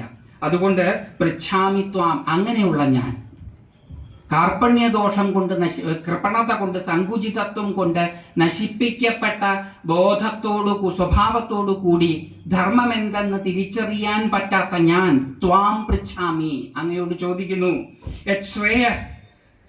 നിശ്ചിതം ബ്രൂഹി തന്മേ, എന്തൊന്നാണോ ശ്രേയസ്സിന് ശ്രേഷ്ഠമായിട്ടുള്ളത് അത് തീർച്ചയായിട്ടും എന്നോട് പറഞ്ഞാലും. എന്തിനാ അത് പറയണത്? ശിഷ്യസ്തേഹം ശാധിമാം ത്വാം പ്രപന്നം, ഞാൻ അങ്ങയുടെ ശിഷ്യനാണ്. ശാധിമാം, എന്നെ പഠിപ്പിച്ചാലും പ്രപന്നം, ശരണാഗതനായിരിക്കുന്ന എന്നെ, ശിഷ്യനായ എന്നെ ഞാൻ അങ്ങ് പഠിപ്പിച്ചാലും. വാദം സംവാദത്തിലേക്ക് മാറാൻ പോകണം. ഇനിയും സംവാദത്തിലേക്കാണ് വരാൻ പോണത്. അപ്പം ഇപ്പോഴാണ് മറ്റേത് പറഞ്ഞ കാർപ്പണ്യദോഷ അല്ല, മറ്റേ കുതസ്ത്വാകശ്മലമിതം മാ ക്ലൈബ്യം ഗച്ഛ കൗന്ദേയ, ഇതൊന്നും കേട്ടില്ല, കാരണം അവിടെ വാദമായിരുന്നു. പക്ഷെ താൻ പറയുന്നത് താൻ തന്നെ നിഷ്പക്ഷമായിട്ട് കേട്ടുകൊണ്ടിരിക്കുന്ന ഒരാൾക്ക് തൻ്റെ ഉള്ളിലുള്ള കൺഫ്യൂഷൻ തിരിച്ചറിയാൻ സാധിക്കും. ആ കൺഫ്യൂഷൻ പതുക്കെ പുറത്തേക്ക് വരികയാണ്. എനിക്കറിയില്ല ഈ സിറ്റുവേഷനിൽ എന്ത് ചെയ്യുന്നതായിരിക്കും ഉത്തമം എന്ന്. അതുകൊണ്ട് മമത കൊണ്ട് ഇല്ലാതായ, ധർമ്മം എന്തെന്ന് കൃത്യമായിട്ട് അറിയാൻ സാധിക്കാത്ത സ്വഭാവത്തോടു കൂടിയവനായ ഞാൻ അങ്ങയോട് ചോദിക്കുകയാണ്, എനിക്ക് ശ്രേയസ്സിന് ചേർന്നതെന്താണോ അത് നിശ്ചിതം ബ്രൂഹി, തീർച്ചയായിട്ടും പറഞ്ഞു തന്നാലും ഞാൻ പ്രപന്നാർത്ഥിയായ അങ്ങയുടെ ശിഷ്യനാണ്, എന്നെ പഠിപ്പിച്ചാലും. അപ്പൊ ശരണാഗതി അവിടെയാണ് അറിയുന്നത്. ശരണാഗതി വാക്കുകളിലൂടെ പറയുന്നത്, അല്ലയോ ഭഗവാനെ ഞാൻ ശരണം പ്രാപിച്ചിരിക്കുന്നു, അയ്യപ്പാ ശരണം വിളിച്ചിട്ട് കാര്യമൊന്നുമില്ല. ശരണം ജീവിതാനുഭവത്തിൽ നിന്ന് ഉരുത്തിരിഞ്ഞു വരേണ്ടതാണ്. ശരണാഗതിയിലൂടെ മാത്രമേ, സറണ്ടറിലൂടെ മാത്രമേ ഹയർ ആയിട്ടുള്ള അറിവ് നമ്മളിലേക്ക് ഉണ്ടാവുകയുള്ളൂ. നമ്മളിലേക്ക് ഉയർന്ന തലത്തിലുള്ള അറിവ് ഒഴുകിയെത്തണമെന്നുണ്ടെങ്കിൽ ഞാൻ എന്ന ഇട്ടാവട്ട ബോധത്തിന്റെ ധാർഷ്ട്യം ഇല്ലാതെയാകണം. അതില്ലാതെയാക്കാൻ നമുക്ക് പറ്റില്ല. കാരണം അത് ബ്രെയിൻ സൃഷ്ടിക്കുന്ന ഒരു ബോധമാണ്. എവല്യൂഷന്റെ ഭാഗമായി ഓരോ ജീവിയുടെയും സുരക്ഷയ്ക്ക് വേണ്ടി ബ്രെയിൻ സൃഷ്ടിക്കുന്നതാണ് നമ്മുടെ ഓരോരുത്തരുടെയും ഈഗോ. അതുകൊണ്ടാണ് ബ്രെയിൻ ഡോർമെന്റ് ആവുന്ന സമയത്ത് ആ ഈഗോ ഡോർമെന്റ് ആയി പോകുന്നത്. നമ്മൾ ചെറിയ ആത്മാവ് ബോധം എന്നൊക്കെ പറയണത് നമ്മുടെ ലിമിറ്റഡ് കോൺഷ്യസ്നെസ്സിനെയാണ് പറയണത്, നമ്മുടെ ഈഗോയെ അല്ല, അഹങ്കാരമല്ല ഈ ആത്മാവ്. അഹങ്കാരവും ആത്മാവും വെവ്വേറെയാണ്. അഹങ്കാരം പ്രകൃതിയുടെ ഭാഗമാണ്, അഹങ്കാരം ജഡമാണ്, അതിന് ചൈതന്യമില്ല. നേരെ മറിച്ച് ആത്മാവ് അത് ജീവന്റെ ആണെങ്കിലും പരമാത്മാവിന്റെ ആണെങ്കിലും ചേതനയുള്ളതാണ്. ജീവൻ അപ്പം പരിമിതമായ ബോധമാണ്. അഹങ്കാരം ബ്രെയിൻ, ബുദ്ധി ജനിപ്പിക്കുന്ന, ബുദ്ധിയിൽ നിന്നാണ് സാഖ്യത്തില് അഹങ്കാരം ഉണ്ടാവുന്നത്. സാഖ്യം നിങ്ങൾ വായിച്ചിട്ടുണ്ടെങ്കിൽ പ്രകൃതി പുരുഷന്റെ സാമീപ്യത്തിൽ ഗുണവൈഷമ്യം വന്ന് അവ്യക്തമായി തീരും, അവ്യക്തം മഹത്തത്വം ബുദ്ധിയായി തീരും, ബുദ്ധിയിൽ നിന്ന് അഹങ്കാരം മനസ്സ്. ചില സിസ്റ്റം അനുസരിച്ച് അഹങ്കാരം ആദ്യം ഉണ്ടാവും പിന്നെ മനസ്സുണ്ടാവും, ചില സിസ്റ്റം അനുസരിച്ച് മനസ്സ് ആദ്യം ഉണ്ടാകും പിന്നെ അഹങ്കാരം ഉണ്ടാകും. അങ്ങനെ അഹങ്കാരം ഈ ബുദ്ധിയിൽ നിന്നുണ്ടാകുന്നതാണ്. ബ്രെയിനാണ് ഈ അഹങ്കാരം. ഇപ്പോൾ മോഡേൺ ന്യൂറോളജി അനുസരിച്ചിട്ട് ബ്രെയിനിന്റെ ക്രിയേഷനാണ് ഈഗോ. ആ ഈഗോയെ ഇല്ലാതാക്കാൻ നമുക്ക് പറ്റില്ല. ആ ഈഗോ സെൽഫ് സറണ്ടർ ചെയ്യണം. എപ്പോഴാണ് അത് സറണ്ടർ ചെയ്യുക? അതിന്റെ ലിമിറ്റ് അതിന് ബോധ്യം വരുമ്പോൾ. എപ്പോഴാണ് അതിന്റെ ലിമിറ്റ് അതിന് ബോധ്യം വരിക? ജീവിത സാഹചര്യങ്ങളിലൂടെ കടന്നു പോകുമ്പോൾ മാത്രമേ ഞാൻ ഇത്രയേ ഉള്ളൂ എന്ന ചിന്ത നമുക്കുണ്ടാവുകയുള്ളൂ. ജീവിതാനുഭവത്തിലൂടെ കടന്നു പോകാത്ത ഒരാൾക്ക് ആ ചിന്തയുണ്ടാവുകയില്ല. ആ ചിന്തയുണ്ടാകണമെന്നുണ്ടെങ്കിൽ ജീവിക്കണം. ജീവിതാനുഭവങ്ങളിലൂടെ മധുരവും കയ്പും ഏറിയ ജീവിതാനുഭവങ്ങളിലൂടെ മുന്നോട്ട് പോകാൻ കഴിയണം. അങ്ങനെ മുന്നോട്ട് പോകുമ്പോൾ കുറച്ച് കഴിയുമ്പോൾ, യുങ് പറയണത് 30-35 വയസ്സ് കഴിയുമ്പോൾ ഒരാൾക്ക് ജീവിക്കുവാൻ മതബോധം റിലീജിയൻ ആവശ്യമാണ്. അതുവരെ അത് ആവശ്യമില്ല. പക്ഷെ 35 വയസ്സ് കഴിഞ്ഞു കഴിഞ്ഞാൽ ഒരു മിഡിൽ ഏജ്, ആ ഏജ് ആവുമ്പം നമുക്കൊരു റിലീജിയസ് ബോധം വേണം, സ്പിരിച്വൽ ബോധം വേണം. കാരണം ആ സമയത്താണ് നമുക്ക് നമ്മളുടെ ലിമിറ്റേഷൻസ് പലപ്പോഴും മനസ്സിലാവുക. ജീവിതമാകുന്ന സംഘർഷ ഭൂമിയിലൂടെ കടന്നു പോകുമ്പോൾ പലതരത്തിലുള്ള സാഹചര്യങ്ങളിലൂടെ ഉരുണ്ടുവരുന്ന ഒരു കല്ലിന്റെ പ്രതലം സ്മൂത്ത് ആവുന്നത് പോലെ നമ്മളിലും ഒരുപാട് മാറ്റങ്ങൾ സംഭവിക്കും. നമ്മൾ ഇത്രയേ ഉള്ളൂ എന്ന് നമുക്ക് തിരിച്ചറിയാൻ സാധിക്കും. അങ്ങനെ തിരിച്ചറിയുന്ന സമയത്ത് നമ്മുടെ ജീവിതത്തെ ഒന്ന് നമ്മൾ ഫ്ലാഷ് ബാക്കിലൂടെ അവലോകനം ചെയ്താൽ, ഞാൻ പ്രയത്നിച്ച് നേടി എന്ന് അഹങ്കരിക്കുന്ന നമ്മുടെ ജീവിതത്തിലെ നേട്ടങ്ങളെല്ലാം നമ്മുടെ പ്രയത്നം കൊണ്ടുണ്ടായതല്ല, ഈശ്വരാനുഗ്രഹം കൊണ്ടുണ്ടായതാണ് എന്ന് തിരിച്ചറിയാൻ സാധിക്കും. ഞാനിപ്പോൾ ആരാണോ അത് ഈശ്വരാനുഗ്രഹം കൊണ്ടുണ്ടായതാണ്, എൻ്റെ കഴിവ് കൊണ്ടല്ല. ഞാൻ പഠിച്ച സ്കൂളിൽ, എൻ്റെ ക്ലാസ്സിൽ എന്നേക്കാൾ മിടുക്കന്മാരായിട്ടുള്ള വിദ്യാർത്ഥികൾ ഉണ്ടായിട്ടുണ്ട്. പക്ഷെ അവർക്കൊന്നും ഒരു പക്ഷേ അത്രയൊന്നും മാർക്ക് വാങ്ങിക്കാൻ കഴിയാതിരുന്ന എൻ്റെ ഒരു തലത്തിലേക്ക് എത്തുവാൻ സാധിച്ചിരുന്നില്ല. എൻ്റെ കഴിവല്ല, അങ്ങയുടെ അനുഗ്രഹമാണ്. തിരിഞ്ഞൊന്ന് നോക്കിയാൽ ജീവിതത്തിൽ സംഭവിച്ചിട്ടുള്ള എല്ലാ സൗഭാഗ്യങ്ങളും നമ്മുടെ കഴിവ് കൊണ്ട് നമ്മൾ നേടിയതല്ല, ഈശ്വരാനുഗ്രഹം കൊണ്ട് നേടിയതാണ് എന്ന് തിരിച്ചറിയാൻ സാധിക്കും. നിഷ്പക്ഷമായിട്ടാണ് നോക്കുന്നതെങ്കിൽ ആ തിരിച്ചറിവ് നമ്മളിൽ ശരണാഗതിയെ ഉണർത്തും. നമ്മൾ ശരണാഗതരായി തീരും. അർജുനനും അത് തന്നെയാണ് ചെയ്തത്. എനിക്കെതിരെ യുദ്ധം ചെയ്യാൻ വന്നവരെയും എനിക്ക് അനുകൂലമായി യുദ്ധം ചെയ്യാൻ വന്നവരെയും കാണട്ടെ എന്ന് ധനുസ്സുയർത്തിപ്പിടിച്ചുകൊണ്ട് പറഞ്ഞ അർജുനൻ അദ്ദേഹത്തിന്റെ പരിമിതികളെ തിരിച്ചറിയുകയും അദ്ദേഹത്തിന്റെ കഴിവുകളെയും കഴിവുകേടുകളെയും തിരിച്ചറിയുകയും ചെയ്തപ്പോൾ അദ്ദേഹം ശരണാഗതനായി തീർന്നു. ആ ശരണാഗതിയിൽ മാത്രമേ അറിവ് താഴോട്ടൊഴുകുകയുള്ളൂ. ശരണാഗതി ഉണ്ടാക്കാൻ പറ്റില്ല. വേർബൽ അല്ല അത്, വാക്കുകൾ കൊണ്ട് പറയുന്നതല്ല അത്, ജീവിതാനുഭവം കൊണ്ട് തിരിച്ചറിയുന്നതാണത്. അതുണ്ടെങ്കിലുണ്ട്, ഇല്ലെങ്കിലില്ല. അതുണ്ടാക്കാൻ പറ്റില്ല. അതുണ്ടാകണമെങ്കിൽ എന്ത് വേണം? അവധാനതയോടുകൂടി, സൂക്ഷ്മതയോടുകൂടി, ശ്രദ്ധയോടുകൂടി ജീവിക്കണം. ജീവിത പരാജയങ്ങളെ, ജയാപജയങ്ങളെ അഭിമുഖീകരിക്കണം. അപ്പോൾ ഒരു തിരിച്ചറിവുണ്ടാകും. ആ തിരിച്ചറിവ് സറണ്ടർ ഉണ്ടാക്കും. സറണ്ടർ ചെയ്യുമ്പോഴാണ് ദ ഗ്രേസ് അത് ഡിസെൻഡ് ചെയ്യുക. അപ്പോൾ ഇവിടെ സറണ്ടർ സംഭവിക്കുകയാണ്. അർജുനൻ തിരിച്ചറിയുകയാണ്, ഞാൻ സങ്കുചിത ബോധമാകുന്ന മമതാധീനനായിട്ടാണ് ഈ പറഞ്ഞത്. എനിക്ക് മമതയുടെ പിടിയിൽ നിന്ന് രക്ഷപ്പെടാൻ സാധിക്കില്ല. ഞാൻ ദ ഗ്രേറ്റ് അർജുനനല്ല, ദ ലിറ്റിൽ അർജുനനാണ് എന്ന് തിരിച്ചറിയുകയാണ്. കൃഷ്ണനാണ് ഗ്രേറ്റ്. എൻ്റെ സാരഥിയാണെങ്കിലും എൻ്റെ കൃഷ്ണൻ തന്നെയാണ് ഗ്രേറ്റ് എന്ന് തിരിച്ചറിയുകയും പറയുകയാണ്, ശിഷ്യസ്തേഹം, ഞാൻ അങ്ങയുടെ ശിഷ്യനാണ്. ശാധിമാം പ്രപന്നം, ശാധിമാം ത്വാം പ്രപന്നം, നിന്നെ ആശ്രയിച്ചിരിക്കുന്ന എന്നെ പഠിപ്പിച്ചാലും ഞാൻ അങ്ങയുടെ ശിഷ്യനാണ്. കഴിഞ്ഞിട്ടില്ല ആ ശ്ലോകം, അദ്ദേഹത്തിൻ്റെ ആ പറച്ചിൽ കഴിഞ്ഞിട്ടില്ല. അത് കഴിഞ്ഞിട്ട് പറയുകയാണ്, നഹി പ്രപശ്യാമി മമാപനുദ്യ യഃ ശോകം ഉച്ഛോഷണം ഇന്ദ്രിയാണാം അവാപ്യ ഭൂമാവസപത്നമൃദ്ധം രാജ്യം സുരാണാമപി ചാതിപഥ്യം. പറയാൻ എനിക്ക് അറിയില്ല എൻ്റെ ഇന്ദ്രിയങ്ങളെ ശുഷ്കിപ്പിക്കുന്ന അപനുദ്യാത് എന്ന് പറഞ്ഞാൽ ഇല്ലാതാക്കുക. മമ അപനുദ്യാത് യശോഖമുച്ഛോഷണം ഇന്ദ്രിയാണാം, ഇന്ദ്രിയങ്ങളെ ശോഷിപ്പിക്കുന്നതായിട്ടുള്ള ശോകത്തെ ഇല്ലാതെയാക്കുന്നത് എങ്ങനെയാണ് എന്നെനിക്കറിയില്ല. ശോകം ജീവിതത്തെ വിരസമാക്കും. ശോക സംവിഘ്നചേത എന്നാണ് നേരത്തെ പറഞ്ഞത്. ശോകം, സങ്കടം മനസ്സിനെ വളരെ സങ്കുചിതമാക്കും. അതുകൊണ്ടാണ് യമനിയമങ്ങളിൽ നിയമത്തിലൊരു പ്രധാന നിയമം സന്തോഷമാണ്. സന്തോഷത്തോടു കൂടിയിരിക്കണം. സന്തോഷം ഉണ്ടാകണമെങ്കിൽ എന്ത് വേണം? ഗ്രാറ്റിറ്റ്യൂഡ് അഭ്യസിക്കണം.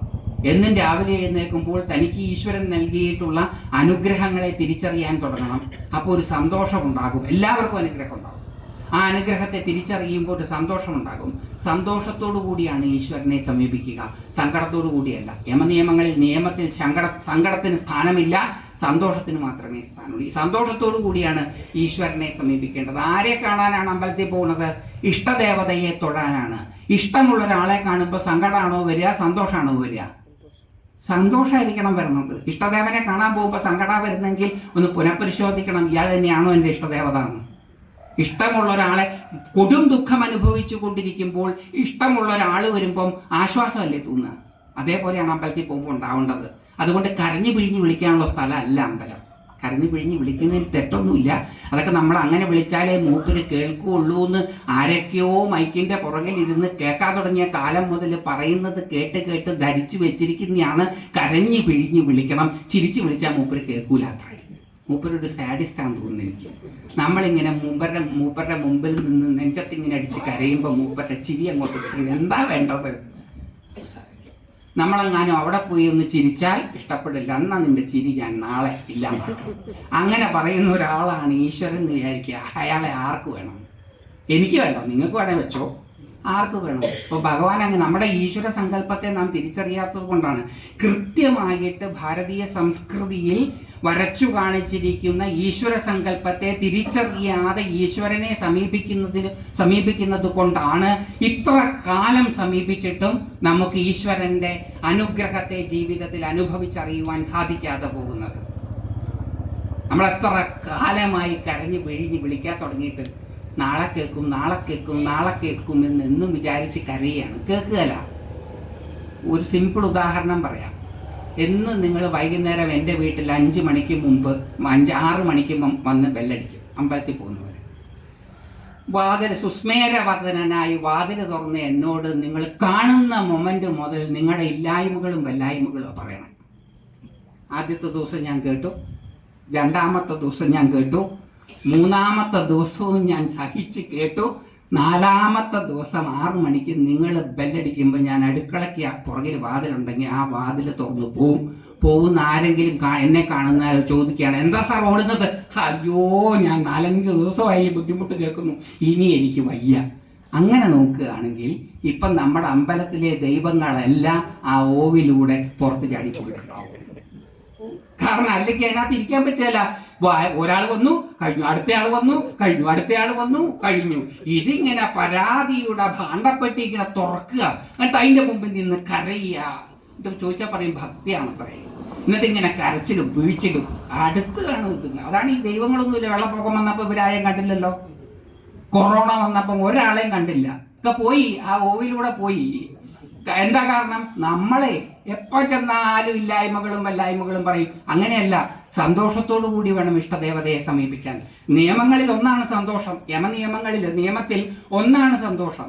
ഈശ്വരോന്മുഖമായിട്ടുള്ള സാധന ചെയ്യുന്നവർക്ക് അനിവാര്യമായതാണ് സന്തോഷം. അതെങ്ങനെയുണ്ടാകുക? ഗ്രാറ്റിറ്റ്യൂഡ് അഭ്യസിച്ചാൽ. ഈശ്വരാനുഗ്രഹം കൊണ്ട് നമ്മുടെ എല്ലാവരുടെ ജീവിതത്തിലും നേട്ടം ഉണ്ടാകും. ഏറ്റവും താഴെ എന്ന് വിചാരിക്കുന്നവരുടെ ജീവിതത്തിൽ പോലും ഈശ്വരാനുഗ്രഹം ഉണ്ടാകും. സൂര്യൻ എല്ലാവരെയും തഴുകും, ഒരാളെയും ഒഴിവാക്കില്ല. അതേപോലെയാണ് ഈശ്വരൻ.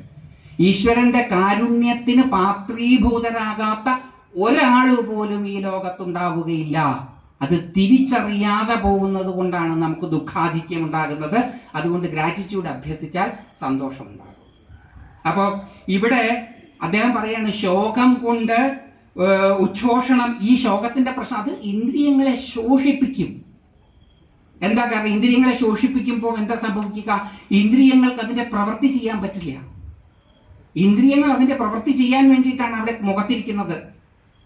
കണ്ണിന്റെ പ്രവൃത്തി കാണുക എന്നുള്ളതാണ്, കാതിന്റെ പ്രവൃത്തി കേൾക്കുക എന്നുള്ളതാണ്, മൂക്ക് മണക്കുകയും നാക്ക് രുചിക്കുകയും ത്വക്ക് തൊട്ടറിയുകയും ചെയ്യും, സെൻസേഷൻസിനെ ഉണ്ടാക്കുകയും ചെയ്യും. അതാണ് അവരുടെ പണി.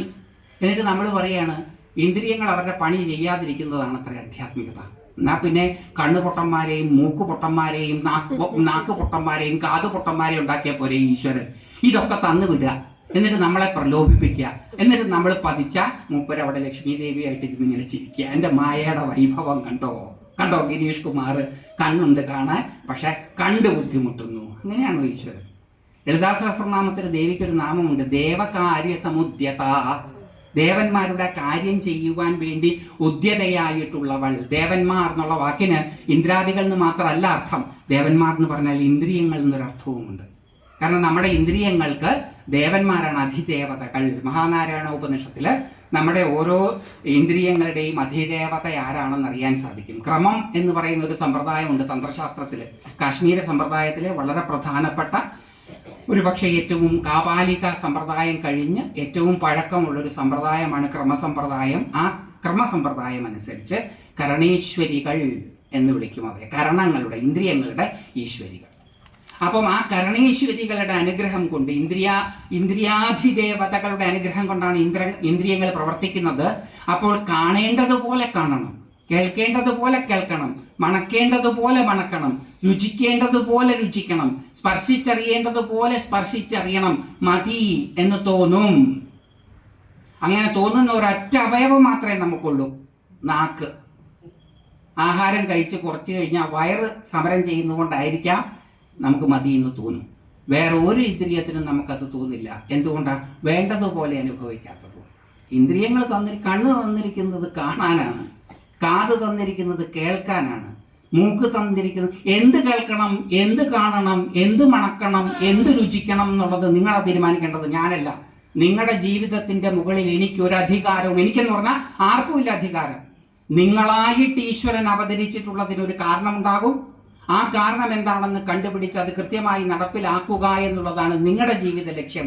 അത് നിർദ്ദേശിക്കുക എന്നുള്ളത് എൻ്റെ ജീവിത ലക്ഷ്യമല്ല.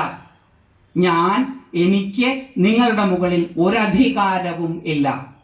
ഇത് ഷെയറിംഗ് ആണ്, ഇത് അടിച്ചേൽപ്പിക്കലല്ല. തള്ളിക്കളയാനുള്ള എല്ലാ അവകാശവും നിങ്ങൾക്കുണ്ട് എന്ന ഉത്തമ ബോധ്യത്തോടുകൂടി അറിവുകളെ പങ്കുവയ്ക്കുക മാത്രമാണ്. നിങ്ങളുടെ കണ്ണ് എന്താ കാണേണ്ടതെന്ന് നിങ്ങൾ തീരുമാനിക്കണം, ഞാനല്ല. അത് കൃത്യമായി നിങ്ങൾക്ക് തീരുമാനിക്കാം. അല്ലെങ്കിൽ നിങ്ങൾ ആരെങ്കിലുമൊക്കെ പറയുന്ന പോലെയല്ലേ കാണുക, ആരെങ്കിലുമൊക്കെ പറയുന്നതല്ലേ കേൾക്കുക. ഇത്രയും കാലം നമ്മൾ ജീവിച്ചത് ബാക്കിയുള്ളവർ പറഞ്ഞതുപോലെയാണ്. സ്കൂളിൽ പഠിക്കുന്ന കാലം മുതൽ തുടങ്ങിയതാണ് ഈ ആരെങ്കിലുമൊക്കെ പറയുന്നത് കേട്ട് ജീവിക്കാൻ തുടങ്ങിയത്. ഇന്ന് വരെ ഒരു സന്തോഷവും നമ്മുടെ ജീവിതത്തിലില്ല. അങ്ങനെ സ്വാതന്ത്ര്യം തേടി ആധ്യാത്മികതയിൽ വന്നപ്പം താടിമുടി നീട്ടി വളർത്തിയിരിക്കുന്ന ഒരാൾ മൂപ്പര് പറയുകയാണ് അങ്ങനെ ചെയ്യണം, ഇങ്ങനെ ചെയ്യണം, തെക്കോട്ട് നോക്കരുത്, വടക്കോട്ട് നോക്കണം, മുകളിലോട്ട് നോക്കണം, 45 ഡിഗ്രി ആംഗിളിൽ വേണം കണ്ണ് വെക്കാൻ, 90 ഡിഗ്രീസിൽ വെക്കരുത്. നമ്മൾ അനുസരിച്ചു കൊണ്ടേയിരിക്കുകയാണ്. എന്ന് സന്തോഷം? അനുസരിക്കുന്ന ഒരാൾക്ക് എവിടെയാണ് സന്തോഷം ഉണ്ടാവുക? സ്വന്തമായിട്ടുള്ള തീരുമാനമെടുത്ത് നടപ്പിലാക്കുന്നവർക്ക് മാത്രമേ സന്തോഷം ഉണ്ടാവുകയുള്ളൂ എന്നുള്ളത് കൊണ്ട് ഇന്ദ്രിയങ്ങളെ ശുഷ്കിപ്പിക്കരുത്. ഇന്ദ്രിയങ്ങൾ പ്രവർത്തിക്കണം. ഇന്ദ്രിയങ്ങൾ നമ്മളെ പ്രലോഭിപ്പിക്കാൻ വേണ്ടിയിട്ടൊന്നുമില്ല. ഈശ്വരന് വട്ടുവല്ലോ ഉണ്ടോ? നിങ്ങളെ എന്നെ ഇല്ലെങ്കിൽ തന്നെ തട്ടിപ്പോകുമെന്ന് ഉറപ്പുള്ള സാധനങ്ങളാണ് ഞാനും നിങ്ങളും. അപ്പൊ ഞാനും നിങ്ങളും അദ്ദേഹത്തിനൊരു ഭീഷണിയേ അല്ല, ഇറ്റേണൽ അല്ല. നമ്മളെ ഇങ്ങനെ പ്രലോഭിപ്പിക്കുക, എന്നിട്ട് നമ്മൾ അരുതാത്തത് ചെയ്യുക, എന്നിട്ട് ബുദ്ധിമുട്ടുക, എന്നിട്ട് മൂപ്പർക്ക് ലക്ഷ്മി പാൽപ്പായസം വെച്ച് കൊടുക്കുക. എന്തൊരു ഈശ്വരനായിരിക്കും ഈ സാധനം? അതിനേക്കാൾ നല്ലത് വേറെ പുതിയ ഈശ്വരനെ കണ്ടുപിടിക്കുന്നതാ. അപ്പൊ അതല്ല ഇവിടെ കൃഷ്ണനോട് കൃത്യമായിട്ട് ശോകമുച്ഛോഷണം ഇന്ദ്രിയാണ്. ഇന്ദ്രിയങ്ങളെ ശുഷ്കിപ്പിക്കുന്നതായിട്ടുള്ള, വരട്ടുന്നതായിട്ടുള്ള, ഇന്ദ്രിയങ്ങൾക്ക് വിളർച്ചയുണ്ടാക്കുന്നതായിട്ടുള്ള ഈ ശോകത്തിൽ നിന്ന് എങ്ങനെയാണ് രക്ഷപ്പെടേണ്ടത് എന്ന് എനിക്കറിയില്ല. നഹി പ്രപശ്യാമി മമാപനുദ്യാത് യശോകമുച്ഛോഷണമിന്ദ്രിയാണാം. എനിക്കറിയില്ല ഇതിനെ എങ്ങനെ ഇല്ലാണ്ടാക്കേണ്ടതെന്ന്. അവാപ്യ ഭൂമാവസപത്നമൃദ്ധം രാജ്യം സുരാണാമപി ചാധിപത്യം. ആ ശോകത്തെ, ഈ 3 ലോകങ്ങളുടെയും ആധിപത്യം എനിക്ക് കിട്ടിയാലും ഇല്ലാണ്ടാകുമോ, ആക്കാൻ സാധിക്കുമോ എന്ന് എനിക്കറിയില്ല. ഇത് ശരിയാണ്. നമുക്ക് ചില ദുഃഖങ്ങൾ നമ്മുടെ മനസ്സിലുണ്ടായാൽ ആ ദുഃഖം നമ്മളെ ഗ്രസിച്ചിരിക്കുന്ന സമയത്ത് എന്തൊക്കെ സൗഭാഗ്യങ്ങൾ നമ്മുടെ ജീവിതത്തിലുണ്ടായാലും അത് നമ്മളെ സന്തോഷിപ്പിക്കില്ല. ഒരു ശോകം, ഒരു ദുഃഖം നമ്മുടെ മനസ്സിൽ വന്നു കഴിഞ്ഞാൽ, ഉദാഹരണത്തിന് ഏറ്റവും അടുത്ത ഒരാൾ മരിച്ചിരിക്കുന്ന സമയത്ത്, നമ്മൾ ഏറ്റവും കാക്ഷിച്ചിരിക്കുന്ന ഒരു പ്രമോഷൻ നമുക്ക് കിട്ടിയാൽ അത് നമ്മളിൽ ഒരു സന്തോഷത്തെയും ഉണ്ടാക്കുകയില്ല. ദുഃഖം നമ്മളെ കീഴടക്കിയിരിക്കുന്ന സമയത്ത് നമ്മുടെ നേട്ടങ്ങളൊന്നും നമ്മളെ സന്തോഷിപ്പിക്കുകയില്ല. അപ്പോൾ ജീവിതത്തിലുണ്ടാകുന്ന നേട്ടങ്ങൾ സന്തോഷപ്രദമാകണമെന്നുണ്ടെങ്കിൽ ദുഃഖമില്ലാതാക്കണം. അതെങ്ങനെയാണ് എന്നെനിക്കറിയില്ല.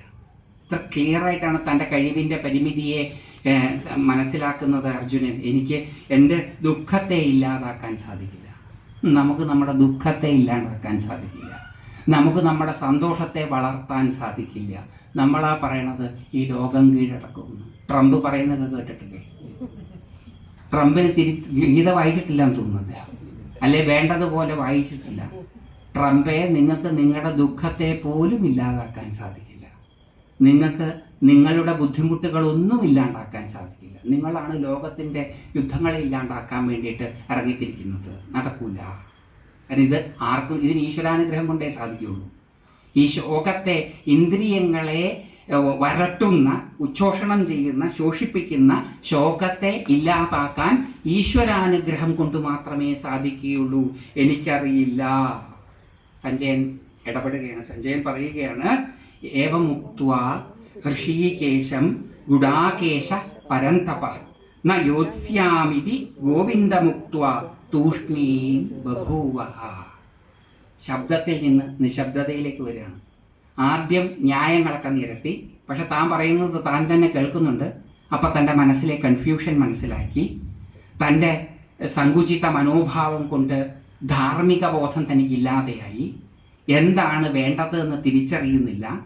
ഞാൻ അങ്ങേ ശരണം പ്രാപിക്കുന്നു, എന്നെ പഠിപ്പിച്ചാലും. എന്താ പഠിപ്പിക്കേണ്ടത്?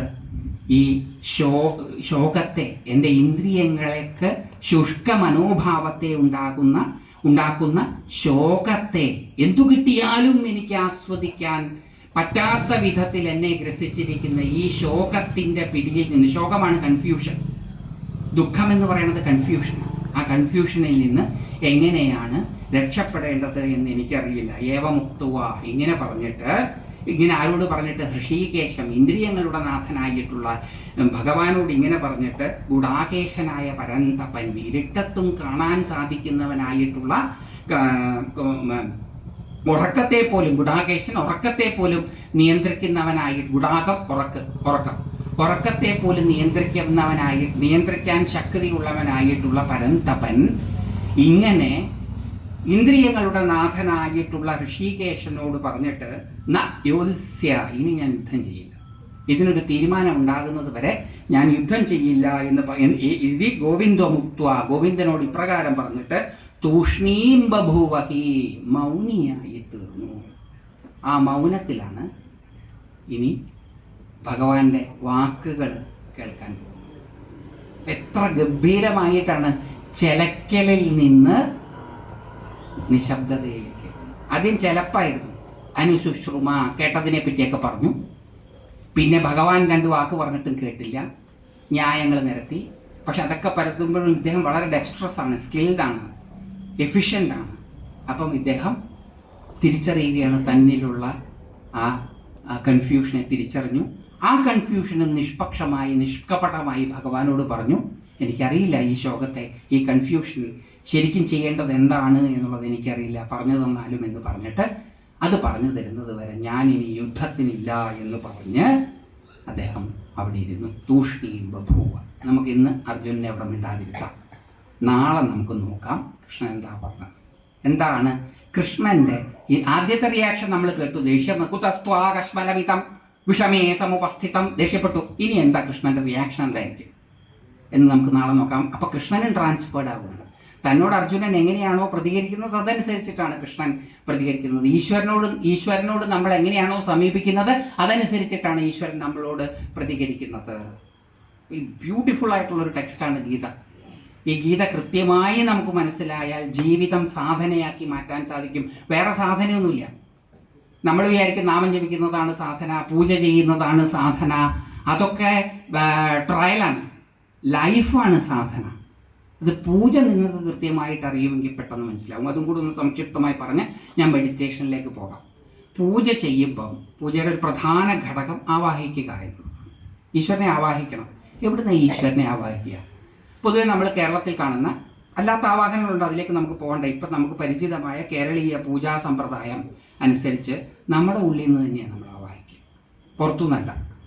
ആവാഹിക്കുന്നതിന് മുമ്പ് ചില പ്രൊസീജിയേഴ്സൊക്കെ നമ്മൾ ചെയ്യും. അത് കഴിഞ്ഞിട്ട് നമ്മുടെ ഉള്ളിൽ നിന്ന് ആവാഹിക്കും. അപ്പം നമ്മുടെ ഉള്ളിൽ നമ്മൾ കൃഷ്ണനെ ആവാഹിക്കുകയാണെന്ന് വിചാരിക്കുക, ദേവിയെ ആവാഹിക്കുകയാണെന്ന് വിചാരിക്കുക, ശിവനെ ആവാഹിക്കുകയാണെന്ന് വിചാരിക്കുക. നമ്മുടെ ഉള്ളിൽ ഇവർ ഏതെങ്കിലും മൂലയ്ക്കിരിക്കുന്നുണ്ടോ? അതായത് എൻ്റെ ഉള്ളിൻ്റെ ഉള്ളിലെ കിഴക്ക് വടക്കേ മൂലയ്ക്ക് കൃഷ്ണൻ, തെക്ക് പടിഞ്ഞാറേ മൂലയ്ക്ക് കാളി, നിർവൃതി കോണിൽ ദുർഗാ പരമേശ്വരി, അങ്ങനെ ഇരിക്കുമോ? ഇല്ല. എൻ്റെ ഉള്ളിലുള്ളത് എൻ്റെ ബോധം മാത്രമേ ആയിരിക്കുള്ളൂ. എൻ്റെ ഉള്ളിൽ ഒരു ഭാഗത്ത് കൃഷ്ണൻ, വേറൊരു ഭാഗത്ത് ശിവൻ, ഇനിയൊരു ഭാഗത്ത് കാളി, മറ്റൊരു ഭാഗത്ത് ദുർഗ ഇരുന്നാൽ എന്നെ അടുത്തുള്ളവർ ഡോക്ടറെ അടുത്ത് കൊണ്ടുപോകും. എന്താ കാരണം? സ്പ്ലിറ്റ് പേഴ്സണാലിറ്റി എന്നാ പറയുക. ഇടയ്ക്ക് ശിവനാവും, ഇടയ്ക്ക് രാമനാകും, ഇടയ്ക്ക് കാളിയാകും, ഇടയ്ക്ക് ലളിതാ പരമേശ്വരിയാകും, ഇടയ്ക്ക് അങ്ങനെ പലരും ആകും, ഇടയ്ക്ക് ഗിരീഷ് കുമാറും ആകും. അപ്പൊ രോഗിയാണ്. കാരണം എൻ്റെ ഉള്ളിൽ പലതരത്തിലുള്ള ഭാവം ഉണ്ടെങ്കിൽ ഞാനൊരു രോഗിയാണ്. അപ്പൊ എൻ്റെ ഉള്ളിൽ ഒറ്റ ഭാവമേ ഉള്ളൂ, അതെൻ്റെ ബോധമാണ്. അപ്പം എൻ്റെ ബോധത്തിൽ നിന്നാണ് ഞാൻ കൃഷ്ണനെയാണെങ്കിലും ശിവനെയാണെങ്കിലും കാളിയെയാണെങ്കിലും പാർവതിയെയാണെങ്കിലും ഉരുത്തിരിച്ച് പുറത്തു കൊണ്ടുവരുന്നത്. അപ്പൊ പുറത്തു കൊണ്ടുവന്ന് വെക്കുന്നത് എൻ്റെ ബോധത്തിന്റെ പ്രതിഫലനമാണ്, റിഫ്ലക്ഷനാണ്, പ്രതിബിംബമാണ്. അപ്പൊ ആവാഹന എന്ന് പറഞ്ഞാൽ പ്രതിബിംബിപ്പിക്കുക എന്നർത്ഥം. എൻ്റെ കോൺഷ്യസ്നെസ്സിനെ റിഫ്ലക്റ്റ് ചെയ്യുമ്പം, അതിനാണ് നമ്മുടെ നാട്ടിൽ കണ്ണാടി ഉപയോഗിക്കുന്നത് പൂജിക്കാൻ. ദേവിയെ പൂജിക്കാൻ ഉപയോഗിക്കുന്നത് കണ്ണാടിയാണ്. ദേവി റിഫ്ലക്റ്റീവ് കോൺഷ്യസ്നെസ് ആണ്. റിഫ്ലക്റ്റീവ് കോൺഷ്യസ്നെസ് എന്ന് പറഞ്ഞാൽ അവമർശം, എന്തായാലും പറയാ, അവയർനെസ്, സ്വബോധം, തന്നെ താൻ അറിയുന്നതാണ് അവയർനെസ്. ആ അവയർനെസ്സിനെ വിമർശം എന്നാണ് തന്ത്രശാസ്ത്രത്തിൽ വിളിക്കുക. അപ്പോൾ വിമർശമാണ് ദേവി. അതുകൊണ്ടാണ് ദേവിയെ വാൽക്കണ്ണാടിയിൽ ആവാഹിക്കുന്നത്. കണ്ണാടി നോക്കി ആരെ കാണുക? നമ്മളെ കാണുക. അപ്പൊ അതിലേക്ക് ആവാഹിക്കുന്നത് നമ്മുടെ ബോധമാണ്. ഇത് പൂജയുടെ രഹസ്യമാണ്. ഇതറിഞ്ഞാൽ പൂജ ചെയ്യേണ്ടത്. അപ്പൊ അതിലേക്ക് നമ്മളെ ആവാഹിച്ചു. എന്നിട്ട് എന്താ ചെയ്യുന്നത്? കാല് കഴുകിക്കുന്നു, കൈ കഴുകിക്കുന്നു, മുഖം കഴുകിക്കുന്നു, വസ്ത്രം മാറ്റുന്നു, കുളിപ്പിക്കുന്നു, പുതിയ വസ്ത്രം ധരിപ്പിക്കുന്നു, ആഭരണം ധരിപ്പിക്കുന്നു, നേദ്യം കൊടുക്കുന്നു, ഗീതവാദ്യാദികൾ കാണിക്കുന്നു. ഇതൊക്കെ ആര് ചെയ്യുന്നതാ? നമ്മൾ ജീവിതത്തിൽ ചെയ്യുന്നതാ. കാല് കഴുകുന്നു, മുഖം കഴുകുന്നു, വായ കഴുകുന്നു, കുളിക്കുന്നു, വസ്ത്രം ധരിക്കുന്നു, കുറിക്കൂട്ടുകൾ അണിയുന്നു, ആഭരണങ്ങൾ അണിയുന്നു, ആഹാരം കഴിക്കുന്നു, ഗീതവാദ്യാദി നൃത്തങ്ങൾ കാണുന്നു. അല്ലേ? ജീവിതമാണത്. നമ്മുടെ ഓരോരുത്തരുടെയും ജീവിതമാണ്. എന്നിട്ട് പൂജയെല്ലാം കഴിഞ്ഞാൽ എന്ത് ചെയ്യും? ആ ആവാഹിച്ചതിനെ തിരിച്ച് തൻ്റെ ഉള്ളിലേക്ക് ഉദ്വസിക്കും. ആ റിഫ്ലക്ഷനെ തൻ്റെ ഉള്ളിലേക്ക് ഒതുക്കും. എന്തിനാ ഇത് ചെയ്യുന്നത്? ഇതൊരു പ്രാക്ടീസാണ്. എന്തിനാ ചെയ്യുന്നത്? ജീവിതം മുഴുവനും പൂജയാണ് എന്ന ബോധം നമുക്കുണ്ടാകാൻ വേണ്ടിയിട്ട് നാം നടത്തുന്ന റിഹേഴ്സൽ മാത്രമാണ് പൂജ. അല്ലാണ്ട് എങ്ങാണ്ടോ ഇരിക്കുന്ന ഏതോ ഒരു ചൈതന്യത്തിന് രൂപം കൊടുത്ത് വീട്ടിൽ വിളിച്ചു വരുത്തി ഓടുകൊടുക്കലല്ല പൂജ. അവനവന്റെ ബോധം തന്നെയാണ് പരമമായത് എന്ന് തിരിച്ചറിഞ്ഞുകൊണ്ട് ഉപചാരം, ഉപസമീപേ ചരതീതി, ചാര സമീപത്തിലേക്ക് കൊണ്ടുപോകുന്നു എന്നുള്ളത് കൊണ്ട് അതിനെ ഉപചാരം എന്ന് വിളിക്കുന്നു. ഉപചാരങ്ങളുടെ സമഷ്ടിയാണ് പൂജ. 1 മുതൽ 72 വരെയുള്ള ഉപചാരങ്ങളോട് കൂടിയതാണ് പൂജ.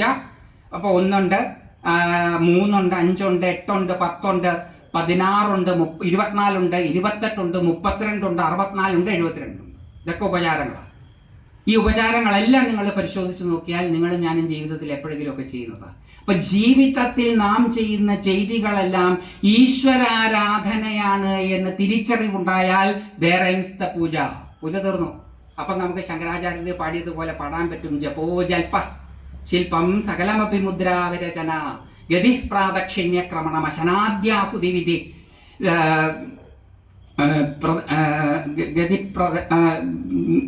ജപോ ജൽപ ശില്പം സകലമപി മുദ്രാവിരചന ഗതി പ്രാദക്ഷിണ്യക്രമണമശനാദ്യാഹുതി വിധി പ്രണാമ സംവേശ സുഖമഖിലമാത്മാർപ്പണദൃശ സപര്യാപര്യായ തവ ഭവതു എന്മേ വിലസിതം. അല്ലയോ അമ്മേ, എന്റെ ജൽപ്പനങ്ങൾ വിടുവായത്തരങ്ങൾ ജപങ്ങളായി തീരട്ടെ. അമന്ത്രമക്ഷരം നാസ്തി. ജപോ ജൽപ ശില്പം സകലമപി മുദ്രാവിരചന. ആശയവിനിമയം നടത്തുവാൻ വേണ്ടി കൈകാലുകൾ കൊണ്ട് ഞാൻ കാണിക്കുന്ന ആംഗ്യങ്ങളെല്ലാം മുദ്ര. മുദം രാതീതി മുദ്ര. അങ്ങയുടെ ആനന്ദത്തെ ജനിപ്പിക്കുന്ന മുദ്രയായി തീരട്ടെ. ആശയം വ്യക്തമാകുമ്പോൾ ഉണ്ടാകുന്നതാണ് ആനന്ദം. ജപോ ജൽപശില്പം സകലമപ്പി മുദ്രാവിരചന ഗതി പ്രാദക്ഷിണ്യം. ഞാൻ എവിടെ പോയാലും അവിടുന്ന് എൻ്റെ വലതുഭാഗത്തുണ്ട് എന്നുള്ളത് കൊണ്ട് ഞാൻ മാർക്കറ്റിൽ സാധനം വാങ്ങിക്കാൻ പോകുമ്പോഴും തിയേറ്ററിൽ സിനിമ കാണാൻ പോകുമ്പോഴും ബസ് സ്റ്റാൻഡിൽ ബസ് പിടിക്കാൻ പോകുമ്പോഴും അവിടുന്ന് എപ്പോഴും എൻ്റെ വലതുഭാഗത്തുണ്ട് എന്നുള്ളത് കൊണ്ട് എൻ്റെ നടത്തം മുഴുവൻ അവിടുത്തേക്കുള്ള പ്രദക്ഷിണം, വലതുഭാഗത്ത് അങ്ങേ ആക്കിക്കൊണ്ടുള്ള എൻ്റെ നടത്തമായി തീരട്ടെ. ഗതി പ്രാദക്ഷിണ്യം അശനാദ്യാഹുതി വിധി. അഹം വൈശ്വാനരോ ഭൂത്വ. ഗീതയിൽ കൃഷ്ണൻ പറയുന്നുണ്ട്, ഞാൻ ജഠരാഗ്നി എന്ന രൂപത്തിൽ വൈശ്വാനരനായിട്ട് പജാമ്യ അന്നം ചതുർവിധം 4 തരത്തിലുള്ള അന്നത്തെ ദഹിപ്പിക്കുന്നു. അപ്പൊ അഗ്നിയായിട്ട് വയറ്റിലുള്ളത് ഈശ്വരനാണ്. ഞാൻ കഴിക്കുന്നത് മുഴുവൻ ഈശ്വരാർപ്പണമാണ്. ഗതി പ്രാദക്ഷിണ്യക്രമണം അശനാദ്യാഹുതി വിധി പ്രണാമ സംവേശ. ഞാൻ എവിടെ കിടന്നാലും അവിടുത്തെ പാദങ്ങളുണ്ട്. സഹസ്രപാദ് എന്നാണ് ദേവതയെ വിളിക്കുക. 1000 ബഹുകാലുകളോട് കൂടിയത്. അവിടുത്തെ കാലുകൾ ഇല്ലാത്തൊരിടമില്ല.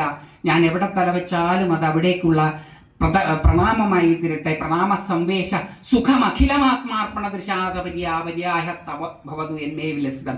ഞാൻ എൻ്റെ സുഖത്തിനാചരിക്കുന്ന മുഴുവൻ വാസ്തവത്തിൽ ഞാൻ നീ ആയതുകൊണ്ട് നിന്റെ സപര്യ ആരാധനയായി തീരട്ടെ. ഇതാണ് പൂജ. അല്ലാതെ ഒരു കുടിസു മുറിക്കകത്ത് വിളക്കൊക്കെ കത്തിച്ചു വെച്ചിട്ട് അത് റിഹേഴ്സൽ. ഈ തത്വം മനസ്സിലാക്കാത്തത് കൊണ്ട് ചെയ്യുന്നതാണ്. ഇതിങ്ങനെ മെക്കാനിക്കലായിട്ട് ചെയ്താൽ ഒരു ചുക്കുഞ്ഞുണ്ടാവും മനസ്സിലാവില്ല. അത് ഈ പൂജ ചെയ്യുന്നവർക്ക് ഒരു ബോധവികാസവും ഇല്ല.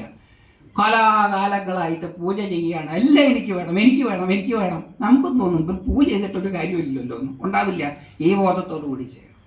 ഇപ്പം പൂജയൊക്കെ വളരെ ഉദാത്തമായതാണ്. തന്ത്രശാസ്ത്രത്തിലൂടെ നിങ്ങൾ പോയാലും ഏത് ശാസ്ത്രത്തിലൂടെ പോയാലും ജീവിതമാണ് സാധന എന്ന തിരിച്ചറിവിലേക്ക് നമ്മളെ കൊണ്ടെത്തിക്കുകയാണ് ഈ സാധനകൾ ചെയ്യുക. ചെയ്യുന്നത് യാതൊന്നു ചെയ്വതതു യാതൊന്നു കാൺമതതു നാരായണ പ്രതിമ, യാതൊന്നു കേൾപ്പതതു നാരായണ സ്തുതി, യാതൊന്നു ചെയ്വതതു നാരായണാർച്ചന, യാതൊന്നതൊക്കെയും, യാതൊന്നാണ് ഇന്നതെന്നില്ല, യാതൊന്നതൊക്കെയും ഹരിനാരായണ. അത്ര ഉദാത്തം. ഈ ഉദാത്തതയിലേക്ക് ഉയരാനാണ്. സാധാരണമായി നാം കാണുന്ന ജീവിതം അസാധാരണമായ ഈശ്വരന്റെ ക്രീഡയാണ് എന്ന തിരിച്ചറിവിലേക്ക് നമ്മളെ ഉണർത്തുന്നതാണ് സാധന.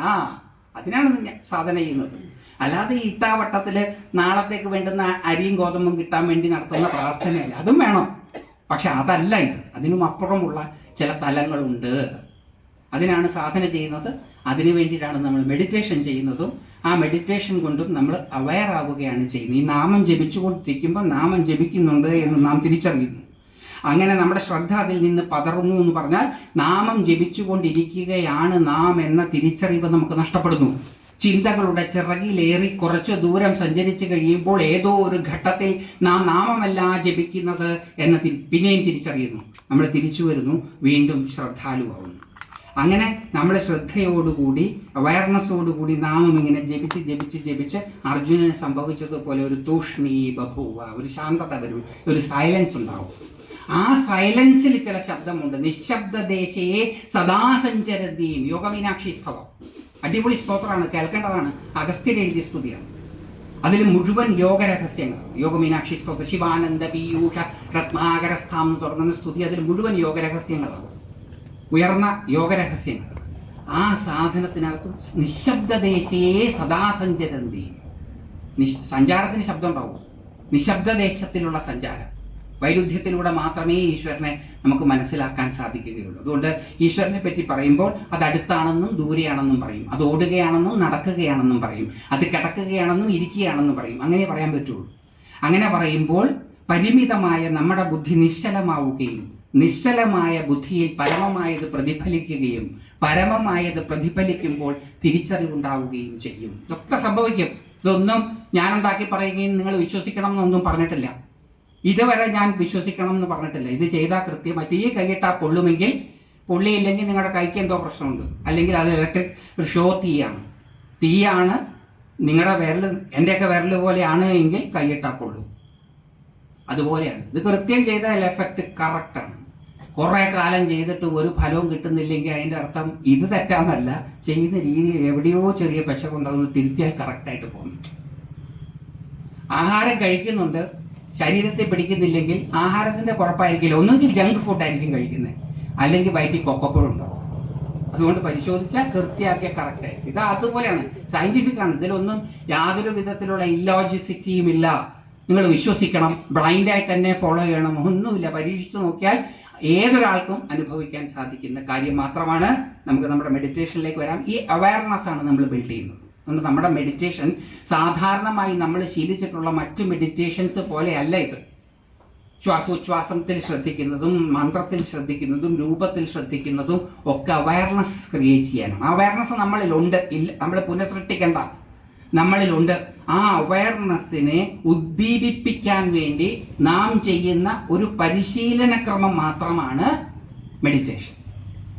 നമ്മളിലുണ്ട്, അത് പുതിയതായിട്ടൊന്നും നമ്മൾ ഉണ്ടാക്കുന്നില്ല. നമ്മളിലുള്ളതിനെ നമുക്ക് തന്നെ പ്രകടമായിട്ട് അനുഭവിക്കാൻ വേണ്ടി ചെയ്യുന്ന ഒരു ചെറിയ അഭ്യാസമാണ് ഈ മെഡിറ്റേഷൻ. ഇത് ചുരുങ്ങിയത് ഒരു 2500 BC മുതൽ ഉണ്ട്. ഇപ്പം എത്രയും 2500 വർഷം മുമ്പ് മുതലുള്ളൊരു മെഡിറ്റേഷനാണ്. ശ്രീബുദ്ധൻ്റെ കാലഘട്ടത്തിന് മുമ്പ് മുതലേ ഉള്ള മെഡിറ്റേഷനാണ് ഈ സാധനം. ഈ ഇപ്പം നമ്മൾ ചെയ്യുന്ന മെഡിറ്റേഷൻ അത് ശരിക്കും ശ്വാസോച്ഛ്വാസത്തിലാണ് ശ്രദ്ധിക്കുക. പക്ഷെ ശ്വാസോച്ഛ്വാസവും ശബ്ദമാണ് എന്നുള്ളത് കൊണ്ട് ആ ശ്വാസോച്ഛ്വാസത്തിൻ്റെ കുറച്ചും കൂടി സ്ഥൂലമായ ഭാവമാണ് മന്ത്രം, നാമം. ആ നാമത്തെ നമ്മൾ എടുക്കുന്നത് അത് ശ്വാസോച്ഛ്വാസമാണ്. ശബ്ദം ശ്വാസോച്ഛ്വാസമാണ്, പ്രാണനാണ്. അപ്പം ശ്വാസോച്ഛ്വാസത്തിൽ ശ്രദ്ധിക്കുമ്പം നമുക്ക് ചിലപ്പം അത്ര എളുപ്പം അതിൽ നിൽക്കാൻ പറ്റില്ല. അതുകൊണ്ടാണ് ഇത് മന്ത്രത്തിലേക്ക് ആക്കുന്നത്. അത് പലർക്കും ഇത് പറഞ്ഞു കൊടുത്തിട്ട് കിട്ടിയ ഫീഡ്ബാക്ക് അനുസരിച്ചിട്ടാണ് മന്ത്രമായിരിക്കും തുടക്കത്തിൽ നല്ലത് എന്നുള്ളത് കൊണ്ടാണ് നാമം ഉപയോഗിക്കുന്നത്. മന്ത്രമല്ല, നാമം ഉപയോഗിക്കുന്നത്. ആ നാമമൊക്കെ കുറച്ച് കഴിഞ്ഞാൽ നമ്മൾ ഡിസ്കാർഡ് ചെയ്യും. അപ്പം ആ നമ്മൾ ഈ ഇരിക്കേണ്ടതുപോലെയൊക്കെ ഇരുന്നതിന് ശേഷം ആ മന്ത്രം മാത്രമായിട്ട് നമ്മൾ ഉച്ചരിക്കും. ശ്രദ്ധ പോകുന്നില്ലെങ്കിൽ നിങ്ങൾ ഫോഴ്സ് ചെയ്യുന്നു എന്നർത്ഥം. ഫോഴ്സ് ചെയ്താൽ നിങ്ങൾക്ക് ബുദ്ധിമുട്ടുകളുണ്ടാവും. നിങ്ങൾ ബലം പിടിച്ചാൽ തലവേദന, വയറുവേദന, കഴുത്തുവേദന തുടങ്ങിയ വേദനകളുണ്ടാകും, മാനസിക പ്രശ്നങ്ങളുണ്ടാകും. ഒരു ബലവുമില്ല, മനസ്സ് പൊയ്ക്കോട്ടെ. വിവേകാനന്ദ സ്വാമി മനസ്സിനെ മെരുക്കുവാൻ പറഞ്ഞതുപോലെ അതിനെ അടിച്ചു പിടിച്ചൊന്നും അതിനെ മെരുക്കാൻ പറ്റില്ല. ഒരു പശുവിനെ എങ്ങനെയാ മെരുക്കുക? പുല്ല് കാണിച്ച് ഏതുപോലെയാണോ മെരുങ്ങാത്ത പശുവിനെ മെരുക്കി പശുത്തൊഴുത്തിൽ കൊണ്ടാക്കുന്നത്, അതുപോലെ ബലം പ്രയോഗിക്കാതെ വേണം മനസ്സിനെ ഒതുക്കാൻ, അല്ലെങ്കിൽ മനസ്സ് പ്രശ്നം ഉണ്ടാക്കും. അതുകൊണ്ട് ഒരു ഫോഴ്സും നമ്മൾ ചെലുത്തുന്നില്ല. അതാണ് ഏറ്റവും ഹയസ്റ്റ് ആയിട്ടുള്ള മെഡിറ്റേഷൻ. അതിനെ അഭിനവഗുപ്ത പാദര് അനാദര യോഗം എന്നാണ് വിളിക്കുക. നാട്യശാസ്ത്രത്തിലും ഈ വാക്കുണ്ട്.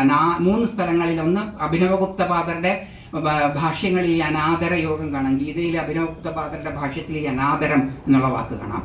കഠോപനിഷത്തിൽ ഈ വാക്ക് കാണാം. പിന്നീട് നാട്യശാസ്ത്രത്തിലും ഈ വാക്ക് കാണാം. അനാദരം എന്ന് പറഞ്ഞാൽ ആദരവില്ലായ്മ എന്നല്ല അർത്ഥം.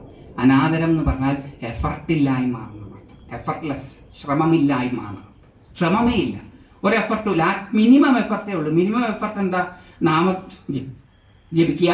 അത് കുറച്ച് കഴിഞ്ഞാൽ എഫർട്ട്ലെസ് ആവും. അറിഞ്ഞുകൊണ്ട് നാമം ജപിക്കുക. ചിന്തകളുടെ ചേക്കേറി പോയാൽ അറിഞ്ഞുകൊണ്ട് തിരിച്ചു വരിക. ഇത്രയേ ഉള്ളൂ. അതാണ് മെയിൻ സാധനം. അവയർനെസ് ആണ് പ്രധാനം. പിന്നെ ക്രമേണ ഈ മന്ത്രം ഡ്രോപ്ഡ് ആവും. പിന്നെ നമുക്ക് ആ ഏകാഗ്രത വരും. ആ ഏകാഗ്രത 4 തരമാണ്. അതിനെ വിസ്തരിപ്പിച്ച് 6 തരമാക്കും. വിതർക്ക സമാധി, വിചാര സമാധി, ആനന്ദ സമാധി, അസ്മിതാ സമാധി. വിതർക്ക സമാധി 2 തരം, സവിതർക്കം, അവിതർക്കം. വിചാര സമാധി 2 തരം, സവിചാരം, നിർവിചാരം, ആനന്ദം, അസ്മിതാ സമാധി. അതിൽ ധ്രുവന്റെ മുമ്പില് ഭഗവാൻ പ്രത്യക്ഷപ്പെടുന്നത് ഭാഗവതത്തിലെ സന്ദർഭത്തില് വിജ്ഞാന ഭിക്ഷു, യോഗസൂത്രത്തിന് ഭാഷ്യം എഴുതിയ മഹാത്മാവാണ് അദ്ദേഹം പറയണത് അത് വിതർക്ക സമാധിയാണെന്നാണ്. അപ്പൊ അത് വിതർക്ക സമാധി എന്താണെന്ന് നമുക്ക് കേൾക്കാം. ഈ ജപിച്ച് കുറച്ച് കാലം കഴിയുമ്പം നമുക്ക് നമ്മുടെ മനസ്സ് അങ്ങോട്ടും ഇങ്ങോട്ടും പോകുന്നതൊക്കെ കുറയും. എന്നിട്ട് ആ ശബ്ദത്തിൽ മാത്രമായിട്ട് നിൽക്കും. ശബ്ദം ഉണർത്തുന്ന അർത്ഥത്തെക്കുറിച്ചുള്ള ചിന്തയില്ലാതെ ശബ്ദത്തിൽ മാത്രമായിട്ട് നിൽക്കുമ്പോൾ നമ്മുടെ മനസ്സിൽ മുഴുവൻ ശബ്ദത്തെക്കുറിച്ചിട്ടുള്ള അർത്ഥവും ഇല്ലാതെയായിട്ടില്ല. പക്ഷെ ശബ്ദത്തിന്റെ അർത്ഥം അതിന്റെ ബാക്ക്ഗ്രൗണ്ടിലേ ഉണ്ടാവുള്ളൂ, ഫോർ ഫ്രണ്ടിൽ ഉണ്ടാവില്ല. അത് സവിതർക്ക സമാധി. കുറച്ചും കൂടി നമ്മൾ പ്രാക്ടീസ് കഴിഞ്ഞാൽ ആ ശബ്ദം മാത്രമായിട്ട് നിൽക്കും, അതിന്റെ അർത്ഥമൊക്കെ പോകും. ആ സൗണ്ട് ഫോം മാത്രമായിട്ട് ഇങ്ങനെ നിൽക്കുമ്പോൾ അത് നിർവിതർക്ക സമാധി. മറ്റത് ഞാൻ നാളെ പറയാൻ ബാക്കിയുണ്ട്. അപ്പൊ ഇതൊക്കെ സാധിക്കുമോ എന്നുള്ളത് എങ്ങനെ അറിയാം? ചെയ്തു നോക്കിയാൽ മതിയല്ലോ. എന്തൊക്കെ ചെയ്തു നോക്കുന്നുണ്ട്, എന്തൊക്കെ പുസ്തകമായിരുന്നു വായിക്കുന്നത്. പുതിയ പുസ്തകം ആരെങ്കിലും പറഞ്ഞാൽ ഉടനെ അതും വായിക്കും. അതിനൊക്കെ സമയം കിട്ടുന്നുണ്ട്. ഇത് ചെയ്യാൻ നമുക്ക് സമയം കിട്ടാത്തത്, ഇത് ചെയ്യുമ്പോൾ ഒരു പ്രശ്നമുണ്ട്. പക്ഷെ ഞാൻ ഇല്ലാതെയാവും. അവിടെ ഈശ്വരനായിരിക്കും പിന്നെ ഉണ്ടാവുക. പക്ഷെ ഞാൻ ഇല്ലാതെയാകുന്നത് നമ്മളെ സംബന്ധിച്ചിടത്തോളം അത്ര രസകരമായ കാര്യമല്ല. അത് നമുക്ക് ഇഷ്ടമല്ല. അതുകൊണ്ടാണ് മഹിഷാസുരനെ കൊല്ലാൻ ശ്രമിക്കുമ്പോഴൊക്കെ അയാൾ വ്യത്യസ്ത ഫോംസ് എടുക്കുന്നത്. മഹിഷാസുരൻ നമ്മുടെ ഈഗോയാണ്. സൂപ്പർ കോൺഷ്യസ്നെസ് ആയിട്ടുള്ള ദേവി ഈഗോയെ ഇല്ലാതാക്കാൻ ശ്രമിക്കുമ്പോഴെല്ലാം ഈഗോ ഡിഫറെൻറ്റ് ഫോമിലൂടെ അവതരിക്കും. അത് ഈഗോയുടെ ഒരു സ്വഭാവമാണ്. അതുകൊണ്ട് എന്നെ ഇല്ലാതാക്കുക എന്നുള്ളത് എളുപ്പമല്ല. അപ്പം അതുകൊണ്ട് നമ്മൾ ഈ മെഡിറ്റേഷൻ ചെയ്ത് ഈ ഞാൻ ഇല്ലാതെയാകാൻ സാധ്യതയുണ്ടെന്ന് കണ്ടാൽ പിന്നെ നമ്മളത് ചെയ്യില്ല. അപ്പം ശരിക്കും സ്പിരിച്വൽ താല്പര്യമുള്ള ഒരാൾക്ക് മാത്രമേ ഇത് ചെയ്യാൻ പറ്റുള്ളൂ. അല്ലാത്തവർക്ക് ചെയ്യാൻ പറ്റില്ല. കുറച്ചു കാലം ചെയ്താൽ നിർത്തും.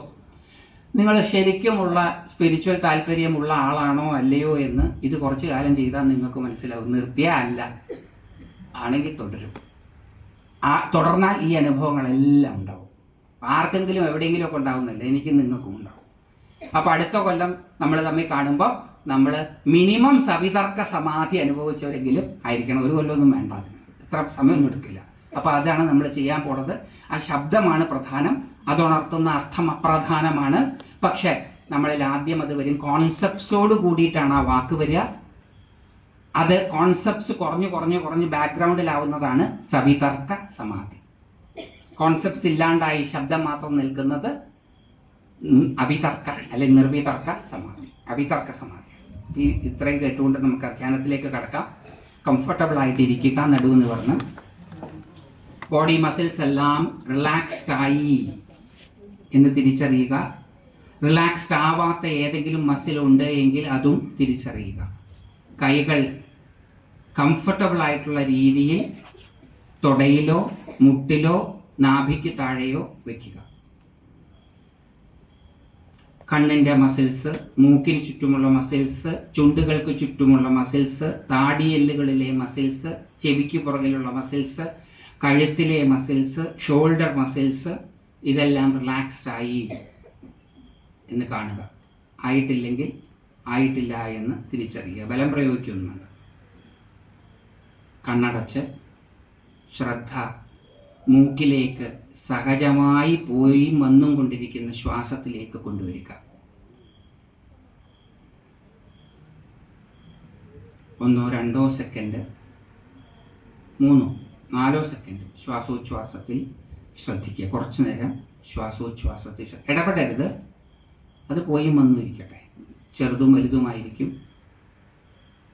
ഇടവില്ലാതെ രീതിയിലായിരിക്കും, ചിലപ്പോൾ തടസ്സപ്പെട്ടിട്ടായിരിക്കും. അതെങ്ങനെയായിക്കോട്ടെ, അത് അതിൻ്റെ രീതിയിൽ പോയി വന്നും ഇരിക്കട്ടെ.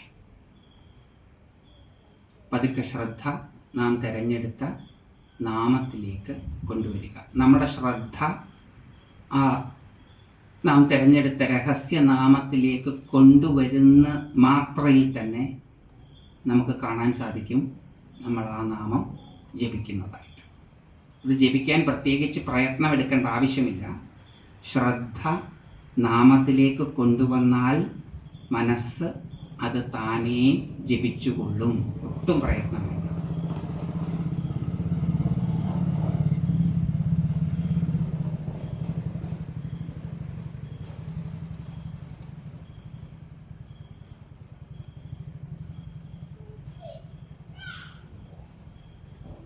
ചുറ്റുപാടുമുള്ള ശബ്ദങ്ങൾ നമ്മുടെ മനസ്സിനെ അപഹരിച്ചു കൊണ്ടുപോവുകയാണെങ്കിൽ അത് തിരിച്ചറിഞ്ഞ് കുറ്റബോധമില്ലാതെ പതുക്കെ നാമത്തിലേക്ക് തിരിച്ചു വരിക. ശ്രദ്ധ തിരിച്ച് നാമത്തിലേക്ക് കൊണ്ടുവരുമ്പോൾ ഒരു പ്രയത്നവും കൂടാതെ നാമത്തെ ജപിക്കുന്നത് നമുക്ക് കാണാൻ സാധിക്കും.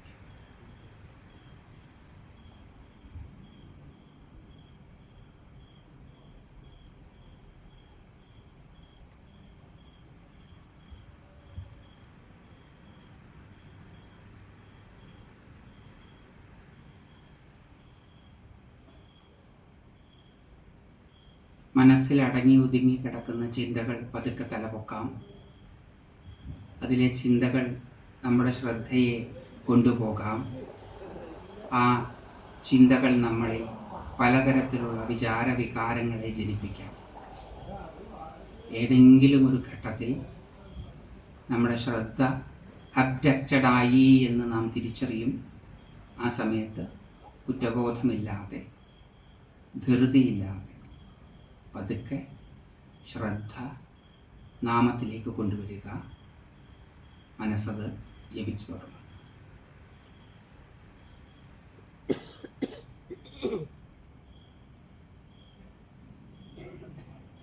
എപ്പോഴൊക്കെ ശ്രദ്ധ എന്ത് കാരണത്താലും വിട്ടുപോയാൽ തിരിച്ചറിയുന്ന മാത്രയിൽ നാമത്തിലേക്ക് തിരിച്ചു വരിക. ശ്രദ്ധയെ തിരിച്ചു കൊണ്ടുവരിക. മനസ്സത് താനേ ജപിച്ചുകൊള്ളും.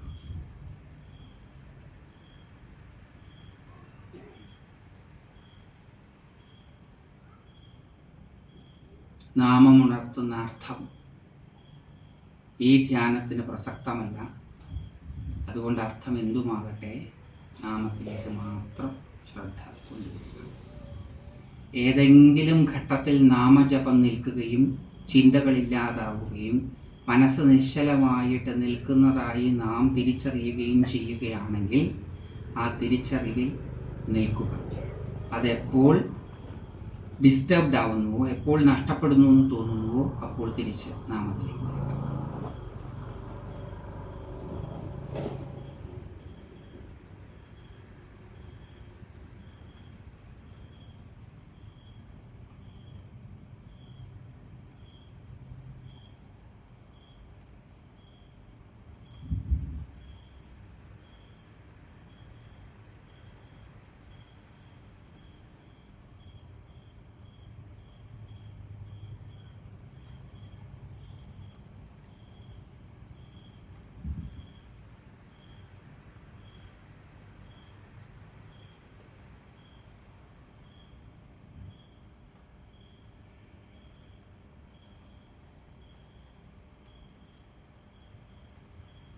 ശ്രദ്ധ പോയിട്ടുണ്ടെങ്കിൽ തിരിച്ച് നാമത്തിലേക്ക് വന്ന് നാമം കുറച്ച് ആവർത്തിച്ച് ശ്രദ്ധ ശ്വാസത്തിലൂടെ അകത്തേക്കും പുറത്തേക്കും സ്വതന്ത്രമായി പോയും വന്നും ഇരിക്കുന്ന ശ്വാസോച്ഛ്വാസത്തിലേക്ക് കൊണ്ടുവരും. ശ്വാസോച്ഛ്വാസവും ശബ്ദമാണ്.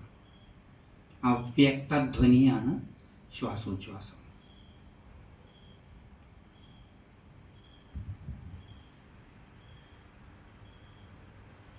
ശ്വാസോച്ഛ്വാസത്തിൽ നിന്ന് വളരെ റിലാക്സ്ഡ് ആയിട്ടിരിക്കുന്ന, നടുവ് നിവർന്ന് റിലാക്സ്ഡ് ആയിട്ടിരിക്കുന്ന നമ്മുടെ ശരീരത്തെ മുഴുവനായും ഒന്ന് തിരിച്ചറിയുക, അവെയറാവുക. പതുക്കെ കണ്ണു തുറന്ന് 1-2 സെക്കൻഡ് അതേപോലെ ഇരുന്ന് സാധാരണ ബോധത്തിലേക്ക് തിരിച്ചു വരിക.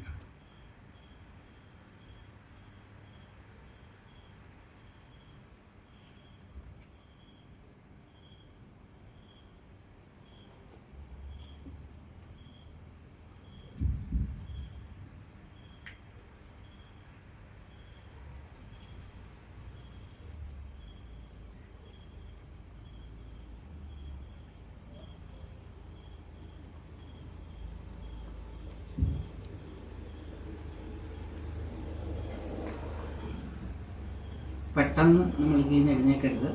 ഞാൻ നേരത്തെ പറഞ്ഞതുപോലെ നമ്മുടെ ബ്ലഡ് സർക്കുലേഷൻ, മെറ്റബോളിസം, തോട്ട്സുകളുടെ റേറ്റും സ്പീഡും ഒക്കെ കുറയും.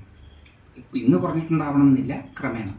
ഇനി ഇതിനകത്തൊരു കാര്യം പറയാനുള്ളത്, നമ്മൾ ചിലപ്പം മെഡിറ്റേറ്റ് ചെയ്യും,